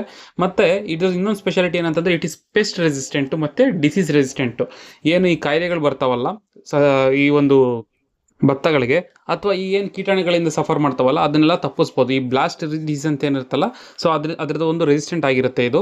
ಮತ್ತು ಹೈ ಕ್ವಾಲಿಟಿ ಸ್ಟ್ರಾ ಅಂದರೆ ವೇಸ್ಟ್ ಆಗೋದಿಲ್ಲ. ಭತ್ತ ನೀವು ತೆಗೆದ್ಮೇಲೆ ಅದರಲ್ಲಿರುವಂಥ ಏನು ನೆಲ್ಲುಲ್ಲು ಅಂತ ಕರಿತೀವಲ್ಲ ಅದು ಹೈ ಕ್ವಾಲಿಟಿ ಸ್ಟ್ರಾ ಇರುತ್ತೆ. ಅಂದರೆ ಇಟ್ ಕ್ಯಾನ್ ಬಿ ಫೋಡರ್, ಅದನ್ನು ನಾವು ಮೇವಾಗಿ ಯೂಸ್ ಮಾಡ್ಕೋಬೋದು ದನಕರುಗಳಿಗೆ. ಮುಂದಿನ ಆರ್ಟಿಕಲ್ ನೋಡೋದಾದರೆ ಕೆಂಪೇಗೌಡ ಇಂಟರ್ನ್ಯಾಷನಲ್ ಏರ್ಪೋರ್ಟ್ ಏನಿದೆಯಲ್ಲ ಅದು ಇಂಡಿಯಾದ ನೋಡಿ India's first airport to achieve ACI level 3 ಅಂತ ಹೇಳ್ಬಿಟ್ಟು. ACI ಅಂತಂದರೆ ಏರ್ಪೋರ್ಟ್ ಕೌನ್ಸಿಲ್ ಇಂಟರ್ನ್ಯಾಷನಲ್ ಅಂತೇಳಿ. ಏರ್ಪೋರ್ಟ್ ಕೌನ್ಸಿಲ್ ಇಂಟರ್ನ್ಯಾಷನಲ್ ಅನ್ನೋವಂಥದ್ದು ಒಂದು ನಾನ್ ಪ್ರಾಫಿಟ್ ಆರ್ಗನೈಸೇಷನ್. ಇವ್ರು ಏನು ಮಾಡಿದ್ದಾರೆ ಅಂತಂದರೆ ಕೆಂಪೇಗೌಡ ಇಂಟರ್ನ್ಯಾಷನಲ್ ಏರ್ಪೋರ್ಟ್ಗೆ ಲೆವೆಲ್ 3 ಅಂತೇಳಿ ಒಂದು ಅಕ್ರೆಡೇಷನ್ ಕೊಟ್ಟಿದ್ದಾರೆ. ಏನಿದು ಅಕ್ರೆಡೇಷನ್? ಲೆವೆಲ್ 3 ಅಂತಂದರೆ ಟಾಪ್ ಅಂತ ಅನ್ಕೊಬೋದು. ಸೊ ಏನಕ್ಕೆ ಅಂತಂದರೆ ಆಕ್ಸೆಸಿಬಿಲಿಟಿ ಎನ್ಹಾನ್ಸ್ಮೆಂಟ್ ಅಕ್ರೆಡೇಷನ್ ಅಂತ. ಇದು ಆಕ್ಸೆಸಿಬಿಲಿಟಿ ಎನ್ಹಾನ್ಸ್ಮೆಂಟ್ ಅಕ್ರೆಡೇಷನ್ ಅಂತಂದರೆ ಆಕ್ಸೆಸಿಬಿಲಿಟಿ ಯಾರು ಫಿಸಿಕಲಿ ಡಿಸೇಬಲ್ಡ್ ಇರ್ತಾರೆ, ಯಾರಿಗೆ ಆ ಒಂದು ಸಹಾಯ ನೀಡಿರುತ್ತೆ, ಆ ಒಂದು ಆಕ್ಸೆಸಿಬಿಲಿಟಿ ಅವ್ರಿಗೆ ಪ್ರೊವೈಡ್ ಮಾಡುವಂಥದ್ದು, ಅಥವಾ ಅವ್ರಿಗೊಂದು ಇನ್ಕ್ಲೂಸಿವ್ ಆಗಿ ಅವ್ರಿಗೊಂದು ಹೆಲ್ಪ್ ಮಾಡುವಂಥದ್ದು. ಆ ವಿಕಲಚೇತನರಿಗೆ ಈಕ್ವಿಟೇಬಲ್ ಆಗಿ ಅಥವಾ ಸಮಾನ ರೀತಿಯಲ್ಲಿ ಗೌರವಯುತವಾಗಿ ಅವರ ಒಂದು ಟ್ರಾವೆಲ್ ಎಕ್ಸ್ಪೀರಿಯನ್ಸ್ನ ಒಳ್ಳೆ ರೀತಿಯಲ್ಲಿ ನಡ್ಸ್ಕೊಂಡು ಬರುವಂತಹ ಒಂದು ಬಿರುದಿಗೆ ಅಥವಾ ಹೆಸರುವಾಸಿಗೆ ಏನು ಮಾಡಿದ್ದಾರೆ ಅಂತಂದರೆ ಕೆಂಪೇಗೌಡ ಇಂಟರ್ನ್ಯಾಷನಲ್ ಏರ್ಪೋರ್ಟ್ಗೆ ಈ ಒಂದು ಲೆವೆಲ್ 3 ಅಕ್ರೆಡೇಷನ್ನ ಕೊಟ್ಟಿದ್ದಾರೆ. ಯಾರು ಕೊಟ್ಟಿದ್ದಾರೆ ಅಂತ ಕೇಳ್ತಾರೆ, ಏರ್ಪೋರ್ಟ್ ಕೌನ್ಸಿಲ್ ಆಫ್ ಇಂಟರ್ನ್ಯಾಷನಲ್ ಅಥವಾ ACI ಅಂತ ನೆನ್ಪಿಟ್ಕೋಬೇಕಾಗಿರುತ್ತೆ. ಇದು ಸಿಕ್ಕಿರೋದು ಲೆವೆಲ್ 3 ಮಟ್ಟಕ್ಕೆ ಅಂತ ನೆನ್ಪಿಟ್ಕೊಳ್ಳಿ. ಮುಂದಿನ ಒಂದು ಟಾಪಿಕ್ ನೋಡೋದಾದರೆ ಕಲಬುರಗಿಗೆ ಏನು ಮಾಡಿದ್ದಾರೆ ಅಂತಂದರೆ ಈಗ 3rd ಪ್ಲೇಸ್ ಸಿಕ್ಕಿದೆ ಅಂತ. ಯಾವುದರಲ್ಲಿ ಅಂತಂದರೆ ನಾಡ ಕಚೇರಿ ಅಥವಾ ಅಟಲ್ ಜನಸ್ನೇಹಿ ಕೇಂದ್ರ ಅಂತ ಏನು ಎಸ್ಟಾಬ್ಲಿಷ್ ಮಾಡಿದಾರಲ್ಲ ಹೋಬಳಿ ಮಟ್ಟದಲ್ಲಿ.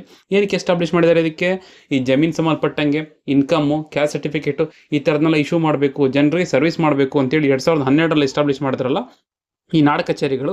ಅದ್ರ ಮೂಲಕ ಸರ್ವಿಸ್ನ ಕೊಡೋದ್ರಲ್ಲಿ ಈಗ ಕಲಬುರ್ಗಿ 3ನೇ ಸ್ಥಾನದಲ್ಲಿ ಇದೆಯಂತೆ. ಸೊ ಯಾವ ಬೇಸಿಸ್ ಮೇಲೆ ಹೇಳ್ತಿದ್ದಾರೆ ಅಂತಂದರೆ ಕಳೆದ ಸೆಪ್ಟೆಂಬರಲ್ಲಿ ನೋಡಿ ಸುಮಾರು 26,700 ಅಪ್ಲಿಕೇಶನ್ಸ್ ಬಂದಿದೆ. ಅದರಲ್ಲಿ 99.96%, ನಿಯರ್ಲಿ 100% ಅಂತಲೇ ಅನ್ಕೊಬೋದು, ಆ ಒಂದು ಕೇಸಸ್ಗಳನ್ನ ವಿತಿನ್ ಸ್ಟಿಪ್ಯುಲೇಟೆಡ್ ಡೆಡ್ಲೈನ್ ಏನೊಂದು ಟೈಮ್ ಪೀರಿಯಡ್ ಇತ್ತು ಆ ಟೈಮ್ ಪೀರಿಯಡ್ ಒಳಗಡೆ ಡಿಸ್ಪೋಸ್ ಮಾಡಿಕೊಟ್ಟಿದ್ದಾರೆ, ಸರ್ವಿಸ್ನ ಎಸ್ಟಾಬ್ಲಿಷ್ ಮಾಡಿದ್ದಾರೆ ಅಂತ. ನಿಮ್ಗೆ ಕೇಳ್ಬೋದು ಯಾವ ಡಿಸ್ಟಿಕ್ ಅಂತ, ಕಲಬುರ್ಗಿ ಅಂತ ನೆನ್ಪಿಟ್ಕೋಬೇಕಾಗತ್ತೆ. ಇನ್ನು ಮುಂದಿನ ಆರ್ಟಿಕಲ್ಗೆ ಹೋಗೋದಾದರೆ ಕರ್ನಾಟಕ ಗೌರ್ಮೆಂಟ್ ಇವಾಗ ಒಂದು ಆ್ಯಕ್ಟ್ನ ತರ್ತಾ ಇದೆ. ಅಂದರೆ ಒಂದು ಡ್ರಾಫ್ಟ್ನ ರೆಡಿ ಮಾಡಿದೆ ಇಂಟ್ರೊಡ್ಯೂಸ್ ಮಾಡೋದಕ್ಕೆ ಅಪ್ಕಮಿಂಗ್ ವಿಂಟರ್ ಸೆಷನ್. ಈಗ ಚಳಿಗಾಲದ ಅಧಿವೇಶನ ನಡೆಯೋದಿದೆಯಲ್ಲ ಬೆಳಗಾವಿನಲ್ಲಿ, ಅಲ್ಲಿ ಈ ಬಿಲ್ನ ಇಂಟ್ರೊಡ್ಯೂಸ್ ಮಾಡಬೇಕು ಅಂತೇಳಿ ಒಂದು ಡ್ರಾಫ್ಟ್ನ ರೆಡಿ ಮಾಡಿದೆ. ಯಾವ ಬಿಲ್ಲಪ್ಪ ಅಂತಂದ್ರು Karnataka rights of persons with disability in employment and education bill ಅಂತಂತ. ಅಂದರೆ ಯಾರು ಡಿಸೇಬಲ್ಡ್ ಅಥವಾ ವಿಕಲಚೇತನ ಇರ್ತಾರಲ್ಲ ಅವ್ರುಗಳಿಗೆ ಎಂಪ್ಲಾಯ್ಮೆಂಟಲ್ಲಿ ಮತ್ತು ಎಜುಕೇಷನಲ್ಲಿ ಕೆಲವೊಂದು ರೈಟ್ಸ್ಗಳನ್ನ ಕೊಡಬೇಕು ಅಂತೇಳಿ ಈ ಬಿಲ್ನ ಇಂಟ್ರೊಡ್ಯೂಸ್ ಮಾಡ್ತಾ ಇದ್ದಾರೆ. ಏನು ರೈಟ್ಸ್ ಅಂತಂದರೆ 5% reservation for person with disability in all the private establishment. ಯಾವ್ಯಾವುದು ಈಗ ಖಾಸಗಿ ಎಸ್ಟಾಬ್ಲಿಷ್ಮೆಂಟ್ಗಳಿದೆ, ಖಾಸಗಿ ಕಂಪ್ನಿಗಳಿದೆಯಲ್ಲ, ಅಲ್ಲಿ 5% ರಿಸರ್ವೇಷನ್ನ ಕೊಡಬೇಕಾಗುತ್ತೆ. ಎಲ್ಲ ಖಾಸಗಿ ಅಂತಲ್ಲ, ಯಾವ ಒಂದು ಖಾಸಗಿ ಸಂಸ್ಥೆಗಳು 20ಕ್ಕಿಂತ ಹೆಚ್ಚಿಗೆ ಎಂಪ್ಲಾಯ್ಮೆಂಟ್ ಅಥವಾ ಎಂಪ್ಲಾಯಿಗಳು ಇರ್ತಾರಲ್ಲ, ಸೊ ಅಲ್ಲಿ 5% ರಿಸರ್ವೇಷನ್ನ ಈ ಒಂದು ವಿಕಲಚೇತನರಿಗೆ ಕೊಡಬೇಕು, ಅವರ ಹಕ್ಕುಗಳನ್ನ ಎತ್ತಿಡಬೇಕು ಅಂತೇಳಿ Karnataka rights of person with disabilities in employment education ಬಿಲ್ಲನ್ನು ಈಗ ಸರ್ಕಾರ ಡ್ರಾಫ್ಟ್ ಮಾಡಿ ಇಟ್ಟಿದೆ. ಅಂದರೆ ಮುಂದಿನ ಒಂದು ಸೆಷನಲ್ಲಿ ಇಂಟ್ರೊಡ್ಯೂಸ್ ಮಾಡ್ತಾ ಇದೆ. ಸರ್ ಯಾವ ರೀತಿಯ ಒಂದು ಡಿಸಬಿಲಿಟಿಗೆ ಇದು ಅಪ್ಲೈ ಆಗುತ್ತೆ? ಇದು ಹೇಳುತ್ತೆ ಡಿಸ್ಟ್ರಿಬ್ಯೂಟೆಡ್ ಅಕ್ರಾಸ್ ಡಿಸಬಿಲಿಟಿ ಕ್ಯಾಟಗರೀಸ್, ಅಂದರೆ ಬೇರೆ ಬೇರೆ ಡಿಸಬಿಲಿಟೀಸ್ ಏನಿರ್ತದಲ್ಲ ಅವರೆಲ್ಲರಿಗೂ ಕೊಡಬೇಕು 5% ಜಾಬ್ನ ಅಂತ ಹೇಳುತ್ತೆ. ಆಮೇಲೆ ಈಗ ಇನ್ ಕೇಸ್ ಫಿಲ್ ಮಾಡೋಕ್ಕಾಗಿಲ್ಲ, ಅದನ್ನು ಫಿಲ್ ಮಾಡೋಕ್ಕಾಗಿಲ್ಲ ಅಂತಂದರೆ ಆ ಜಾಬ್ಗಳನ್ನ ಕ್ಯಾರಿ ಫಾರ್ವರ್ಡ್ ಮಾಡ್ಬೋದು, ಮುಂದಿನ ಸಲ ಆದರೂ ತುಂಬೋದು. ಎಷ್ಟರೊಳಗಡೆ 3 ವರ್ಷದೊಳಗಡೆ ತುಂಬಬೇಕಾಗತ್ತೆ. ಆ ಒಂದು 3 ರಿಕ್ರೂಟ್ಮೆಂಟ್ ಸೈಕಲ್ನ ನೀವು ಕ್ಯಾರಿ ಫಾರ್ವರ್ಡ್ ಮಾಡ್ಬೋದು ಅಂತಲೂ ಹೇಳುತ್ತೆ. ಮತ್ತು ಅವ್ರುಗಳನ್ನ ರಿಕ್ರೂಟ್ ಮಾಡ್ಕೋಬೇಕಾದ್ರೆ ನಿಮ್ಗೆ ಏನೋ ಒಂದಷ್ಟು ಪ್ರೊಸೀಜರ್ಸ್ ಇರುತ್ತೆ, ಹೌದಲ್ವಾ? ಇಂಟರ್ವ್ಯೂ ಆಗಲಿ ಅಥವಾ ರಿಟರ್ನ್ ಟೆಸ್ಟ್ ಆಗಲಿ, ಅಂಥ ಸಮಯ ಬಂತು ಅಂತಂದರೆ ಅಥವಾ ಆ ಒಂದು ನೀಡಿತ್ತು ಅಂತಂದಾಗ ಅವ್ರು ಪ್ರಾಪರಾಗಿ ಸ್ಕ್ರೈಬ್ಸ್ ಕೊಡುವಂಥದ್ದು, ಎಕ್ಸ್ಟ್ರಾ ಟೈಮ್ ಕೊಡುವಂಥದ್ದು, ಆಲ್ಟರ್ನೇಟಿವ್ ಪೇಪರ್ ಫಾರ್ಮೆಟ್ನ ಕೊಡ್ಬೋದು.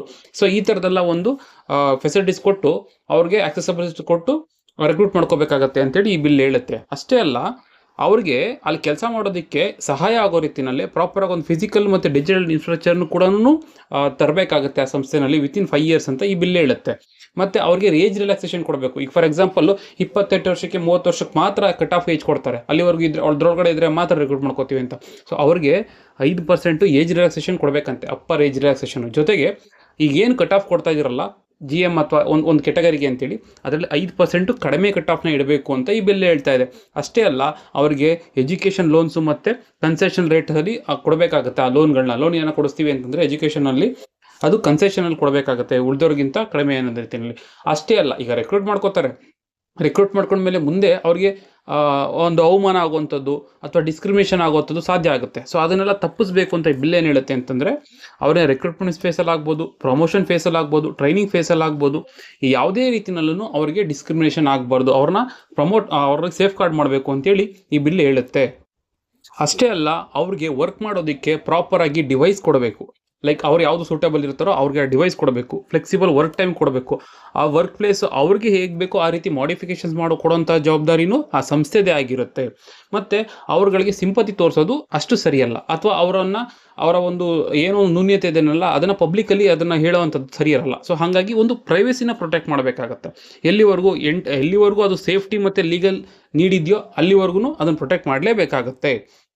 ಇಫ್ ಇನ್ ಕೇಸ್ ಏನಾದರೂ ಅದನ್ನು ಆ ಡಿಸಬಿಲಿಟಿ ವಿಚಾರನ ನೀವೇನಾದರೂ ಡಿಸ್ಕ್ಲೋಸ್ ಮಾಡ್ತೀರಾ ಪಬ್ಲಿಕಲ್ಲಿ ಅಂತಂದರೆ ಅದಕ್ಕೆ ಇವರ ಕನ್ಸೆಂಟ್ ಅಥವಾ ಒಪ್ಪಿಗೆ ಇದ್ದರೆ ಮಾತ್ರ ಮಾಡಬೇಕಾಗುತ್ತೆ. ಸರಿ, ಇಷ್ಟೆಲ್ಲ ಮಾಡಿದ್ದಾರೆ, ಇದು ಪ್ರಾಪರಾಗಿ ಇಂಪ್ಲಿಮೆಂಟ್ ಆಗ್ತಾ ಇದೆಯಾ? ಹೌದು, ಇಂಪ್ಲಿಮೆಂಟ್ ಮಾಡೋದಕ್ಕೆ ಅಂತಲೇ ಇವರೇನು ಮಾಡಿದ್ದಾರೆ ಅಂತಂದರೆ ಸ್ಟೇಟ್ ಎನ್ಫೋರ್ಸ್ಮೆಂಟ್ ಅಥಾರಿಟಿ ಅಂತ ತರ್ತಾರೆ. ಓಕೆನಾ? ಅದಕ್ಕೆ ಇಂಪ್ಲಿಮೆಂಟ್ ಮಾಡೋದಕ್ಕೆ ಓಕೆ ಯಾವ ರೀತಿ ಮಾಡ್ತಾ ಇದ್ದಾರೆ ಅಂತ ಮಾನಿಟರ್ ಮಾಡಬೇಕಲ್ಲ. ಸೊ ಅದಕ್ಕೆ ರೆಗ್ಯುಲೇಟರಿ ಅಥಾರಿಟಿ ಒಂದು ತರ್ತಾರೆ. ರೆಗ್ಯುಲೇಟರಿ ಅಥಾರಿಟಿಯಿಂದ ಅದನ್ನು ಕಂಪ್ಲೇಂಟ್ಸ್ ಮಾಡ್ತಾರೆ, ಆಡಿಟ್ ಮಾಡ್ತಾರೆ, ಗೈಡೆನ್ಸ್ ಕೂಡ ಕೊಡ್ತಾರೆ. ಎನ್ಫೋರ್ಸ್ಮೆಂಟ್ ಅಥಾರಿಟಿಯಿಂದ ಆ ಕಂಪ್ಲೇಂಟ್ಸ್ಗಳನ್ನ ರಿಸೀವ್ ಮಾಡಿಕೊಂಡು ಅದಕ್ಕೆ ಕಾಂಪನ್ಸೇಷನ್ ಕೂಡ ಕೊಡಿಸ್ತಾರೆ. ಮತ್ತು ಇವ್ರಿಗೆ ಏನಾದರೂ ತೊಂದರೆ ಆದರೆ ಅದನ್ನು ಸಹಾಯ ಮಾಡೋದಕ್ಕೆ ರಿಯಡ್ರೆಸಲ್ ಆಫೀಸರ್ಸ್ ಕೂಡ ಅಪಾಯಿಂಟ್ ಮಾಡ್ತಾರೆ. ಇದೆಲ್ಲನೂ ಈ ಒಂದು Karnataka rights person with disabilities in employment and education bill 2025 the features ಆಗಿರುತ್ತೆ. ಮುಂದಿನ ಆರ್ಟಿಕಲ್ ನೋಡೋದಾದರೆ, ಕೊಂಕಣಿ ಬರಹಗಾರರಾದಂತಹ ಮಹಾಬಲೇಶ್ವರ್ ಸೇಲ್ ಅನ್ನೋರಿಗೆ ಕುವೆಂಪು ರಾಷ್ಟ್ರೀಯ ಪುರಸ್ಕಾರ ಬಂದಿದೆ. ಇವರು ಕೊಂಕಣಿ ಬರಹಗಾರರು, ಇವರು ಗೋವಾನವರು.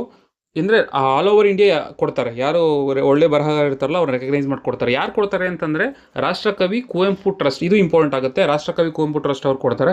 ಏನೇನು ಕೊಡ್ತಾರೆ ಅಂತಂದರೆ ಇವರಿಗೆ cash prize 5 lakh cash prize ಕೊಡ್ತಾರೆ, ಮತ್ತು ಒಂದು ಸಿಲ್ವರ್ ಮೆಡಲ್ ಕೂಡ ಇಡುತ್ತೆ. ಇನ್ನು ಈ ಸೇಲ್ ಅವ್ರ ಬಗ್ಗೆ ನೋಡಬೇಕು ಅಂತಂದರೆ, ಇವರು ಇಂಡಿಯನ್ ಆರ್ಮಿನಲ್ಲಿ ಕೆಲಸ ಮಾಡಿದರು. 1965 ನಡೆದಂಥ ಇಂಡಿಯೋ ಪಾಕ್ ವಾರಲ್ಲಿ ಇವರು ಕೆಲಸ ಮಾಡಿದ್ದಾರೆ. ಅಷ್ಟೇ ಅಲ್ಲದೆ UN ಪೀಸ್ ಕೀಪಿಂಗ್ ಫೋರ್ಸ್ ಏನಿರುತ್ತಲ್ಲ, UN-ಗೆ ನಮ್ಮ ದೇಶದ ಕಡೆಯಿಂದ ಪೀಸ್ ಕೀಪಿಂಗ್ ಫೋರ್ಸ್ ಅಂತ ಏನು ಕಳಿಸ್ತೀವಲ್ಲ ಕೆಲವ್ರನ್ನ, ಸೊ ಅದರಲ್ಲಿ ಇವರು ಒಬ್ಬರಾಗಿರ್ತಾರೆ. ಇವರು ಇಸ್ರೇಲ್ ಮತ್ತು ಈಜಿಪ್ಟ್ ಬಾರ್ಡ್ರಲ್ಲಿ ಆಗೋಂಥ ಕಾನ್ಫ್ಲಿಕ್ಟ್ ಟೈಮಲ್ಲಿ ಅಲ್ಲಿ ಕೆಲಸ ಮಾಡಿರ್ತಾರೆ, ಕಾನ್ಫ್ಲಿಕ್ಟ್ ಆಗೋ ಟೈಮಲ್ಲಿ. ಮತ್ತು ಅಷ್ಟೇ ಅಲ್ಲದೆ ಇವ್ರಿಗೆ ಆಲ್ರೆಡಿ ಕೇಂದ್ರ ಸಾಹಿತ್ಯ ಅಕಾಡೆಮಿ ಅವಾರ್ಡ್ ಕೂಡ ಬಂದಿರುತ್ತೆ, ಸರಸ್ವತಿ ಸಮ್ಮಾನ್ ಅವಾರ್ಡ್ ಕೂಡ ಬಂದಿರುತ್ತೆ. ಇವರ ಫಸ್ಟ್ ನಾವಲ್ ಬಂದು ಕಾಳಿಗಂಗಾ ಅಂತ, ಈಗೇನು ಕಾರವಾರ ಅಥವಾ ಉತ್ತರ ಕರ್ನಾಟಕದಲ್ಲಿ ಇದೆಯಲ್ಲ ಕಾಳಿ ರಿವರು, ಸೊ ಅಲ್ಲಿರುವಂತಹ ಒಂದು ರೈತರುಗಳ ಸಂಬಂಧಪಟ್ಟಂಥ ವಿಚಾರನ ಬರೆದಿರ್ತಾರೆ, ಕಾಳಿಗಂಗಾ ಅಂತ ಹೇಳ್ಬಿಟ್ಟು. ಅದು 1996 ಪಬ್ಲಿಷ್ ಆಗಿರುತ್ತೆ. ಇವರ ಬೇರೆ ಬೇರೆ ಕೃತಿಗಳು ಅಂತಂದರೆ ಹೌತಾನ್, ಪಲ್ಟಾಡ್ಚೋ, ಮುನ್ನೀಸ್, ಯುಗ್ ಸನ್ವಾರ್, ವಿಖಾರ್ ಮತ್ತು ವಿಲ್ಕೋ. ಸೊ ಈ ರೀತಿಯಾದಂಥ ಕೃತಿಗಳು ಇವ್ರು ಬರೆದಿರ್ತಾರೆ, ನೆನ್ಪಿಟ್ಕೋಬೇಕಾಗತ್ತೆ. ಇನ್ನು ಮುಂದಿನ ಆರ್ಟಿಕಲ್ ನೋಡೋದಾದರೆ, ಇಂಡಿಯಾ ಬ್ಲೈಂಡ್ ವರ್ಲ್ಡ್ ಕಪ್ನ ಗೆದ್ದಿದೆ. Blind world cup T20 world cup ನಡೆದಿದೆಯಲ್ಲ ಅದನ್ನು ಗೆದ್ದಿದೆ. ಸೊ ಈಗ ಗೆದ್ದಿರುವಂತಹ ಪಾರ್ಟಿಸಿಪೆಂಟ್ಸ್ಗೆ ಕರ್ನಾಟಕದಲ್ಲಿ ಸನ್ಮಾನ ಆಗ್ತಾ ಇದೆ. ಈಗ ಯಾರು ಕರ್ನಾಟಕದಲ್ಲಿ ಇದಾರಲ್ಲ ಅವರಿಗೆ ಕರ್ನಾಟಕ ಗೌರ್ಮೆಂಟು 10 ಲಕ್ಷ ಕ್ಯಾಶ್ ಪ್ರೈಸ್ನ ಅನೌನ್ಸ್ ಮಾಡಿದೆ. 10 ಲಕ್ಷ ಜೊತೆಗೆ ಗೌರ್ಮೆಂಟ್ ಜಾಬ್ ಕೂಡ ಆಫರ್ ಮಾಡ್ತಾ ಇದೆ. ಆಮೇಲೆ ಬೇರೆ ಸ್ಟೇಟ್ಗಳನ್ನು ಇಲ್ಲಿ ಬೇರೆ ಸ್ಟೇಟ್ ಪ್ಲೇಯರ್ಸ್ನು ಇಲ್ಲಿ ಕರೆಸಿ ಸನ್ಮಾನ ಮಾಡಿದ್ದಾರೆ. ಅವರಿಗೆ 2 ಲಕ್ಷ ಕ್ಯಾಶ್ ಪ್ರೈಸ್ನ ಕೊಟ್ಟಿದ್ದಾರೆ. ಇಲ್ಲಿ ವಿಶೇಷ ಏನಂತಂದರೆ ಈ ಟೀಮ್ನ ಲೀಡ್ ಮಾಡ್ತಿದ್ದಂತಹ ತಂಡದ ನಾಯಕಿ ಬಂದು ದೀಪಿಕಾ, ಕ್ಯಾಪ್ಟನ್ ದೀಪಿಕಾ ಏನಿದಾರಲ್ಲ ಇವರು ಕರ್ನಾಟಕದವರು. ಅಷ್ಟೇ ಅಲ್ಲದೆ ಬೇರೆ ಇಬ್ಬರು ಪ್ಲೇಯರ್ಗಳು ಕರ್ನಾಟಕದವರು ಇದ್ದಾರೆ. ಯಾರು ಅಂತಂದರೆ ಕಾವ್ಯ NR ಮತ್ತು ಕಾವ್ಯ V ಅಂತ ಹೇಳ್ಬಿಟ್ಟು. ಇನ್ನು ಬ್ಲೈಂಡ್ ಕ್ರಿಕೆಟ್ ಟೀಮ್ ಬಗ್ಗೆ ಸ್ವಲ್ಪ ನೋಡಬೇಕು ಅಂತಂದರೆ ಈ ಒಂದು ವರ್ಲ್ಡ್ ಕಪ್ನ ಕಂಡಕ್ಟ್ ಮಾಡಿದ್ದು ವರ್ಲ್ಡ್ ಬ್ಲೈಂಡ್ ಕ್ರಿಕೆಟ್ ಕೌನ್ಸಿಲ್ ಅಂತ ಹೇಳ್ಬಿಟ್ಟು. ವರ್ಲ್ಡ್ ಬ್ಲೈಂಡ್ ಕ್ರಿಕೆಟ್ ಕೌನ್ಸಿಲ್ ಅನ್ನೋರು ಇದನ್ನ ಕಂಡಕ್ಟ್ ಮಾಡಿರ್ತಾರೆ. ಈ ಒಂದು ಫೈನಲ್ ಎಲ್ಲಿ ನಡೀತು ಅಂತ ಕೇಳೋ ಚಾನ್ಸಸ್ ಇರುತ್ತೆ. ಇದು ನಡೆದಿದ್ದು ಕೊಲಂಬೋನಲ್ಲಿ, ಶ್ರೀಲಂಕಾದ ಕೊಲಂಬೋನಲ್ಲಿ ಫೈನಲ್ ನಡೆದಿದ್ದು. ಇಂಡಿಯಾ ಗೆದ್ದಿದೆ ಅಂತ ಹೇಳಿದೆ. ಯಾರ ವಿರುದ್ಧ ಅಂತಂದರೆ ನೇಪಾಳ್. ನೆನ್ಪಿಟ್ಕೋಬೇಕಾಗತ್ತೆ, ನೇಪಾಳ್. ಸೊ ಇಷ್ಟು ನೆನ್ಪಿಟ್ಕೊಳ್ಳಿ. ಈ ಒಂದು ಸೆಷನ್ ಜೊತೆ ಕರೆಂಟ್ ಅಫೇರ್ಸ್ ಮುಗಿಸೋಣ. Thank you.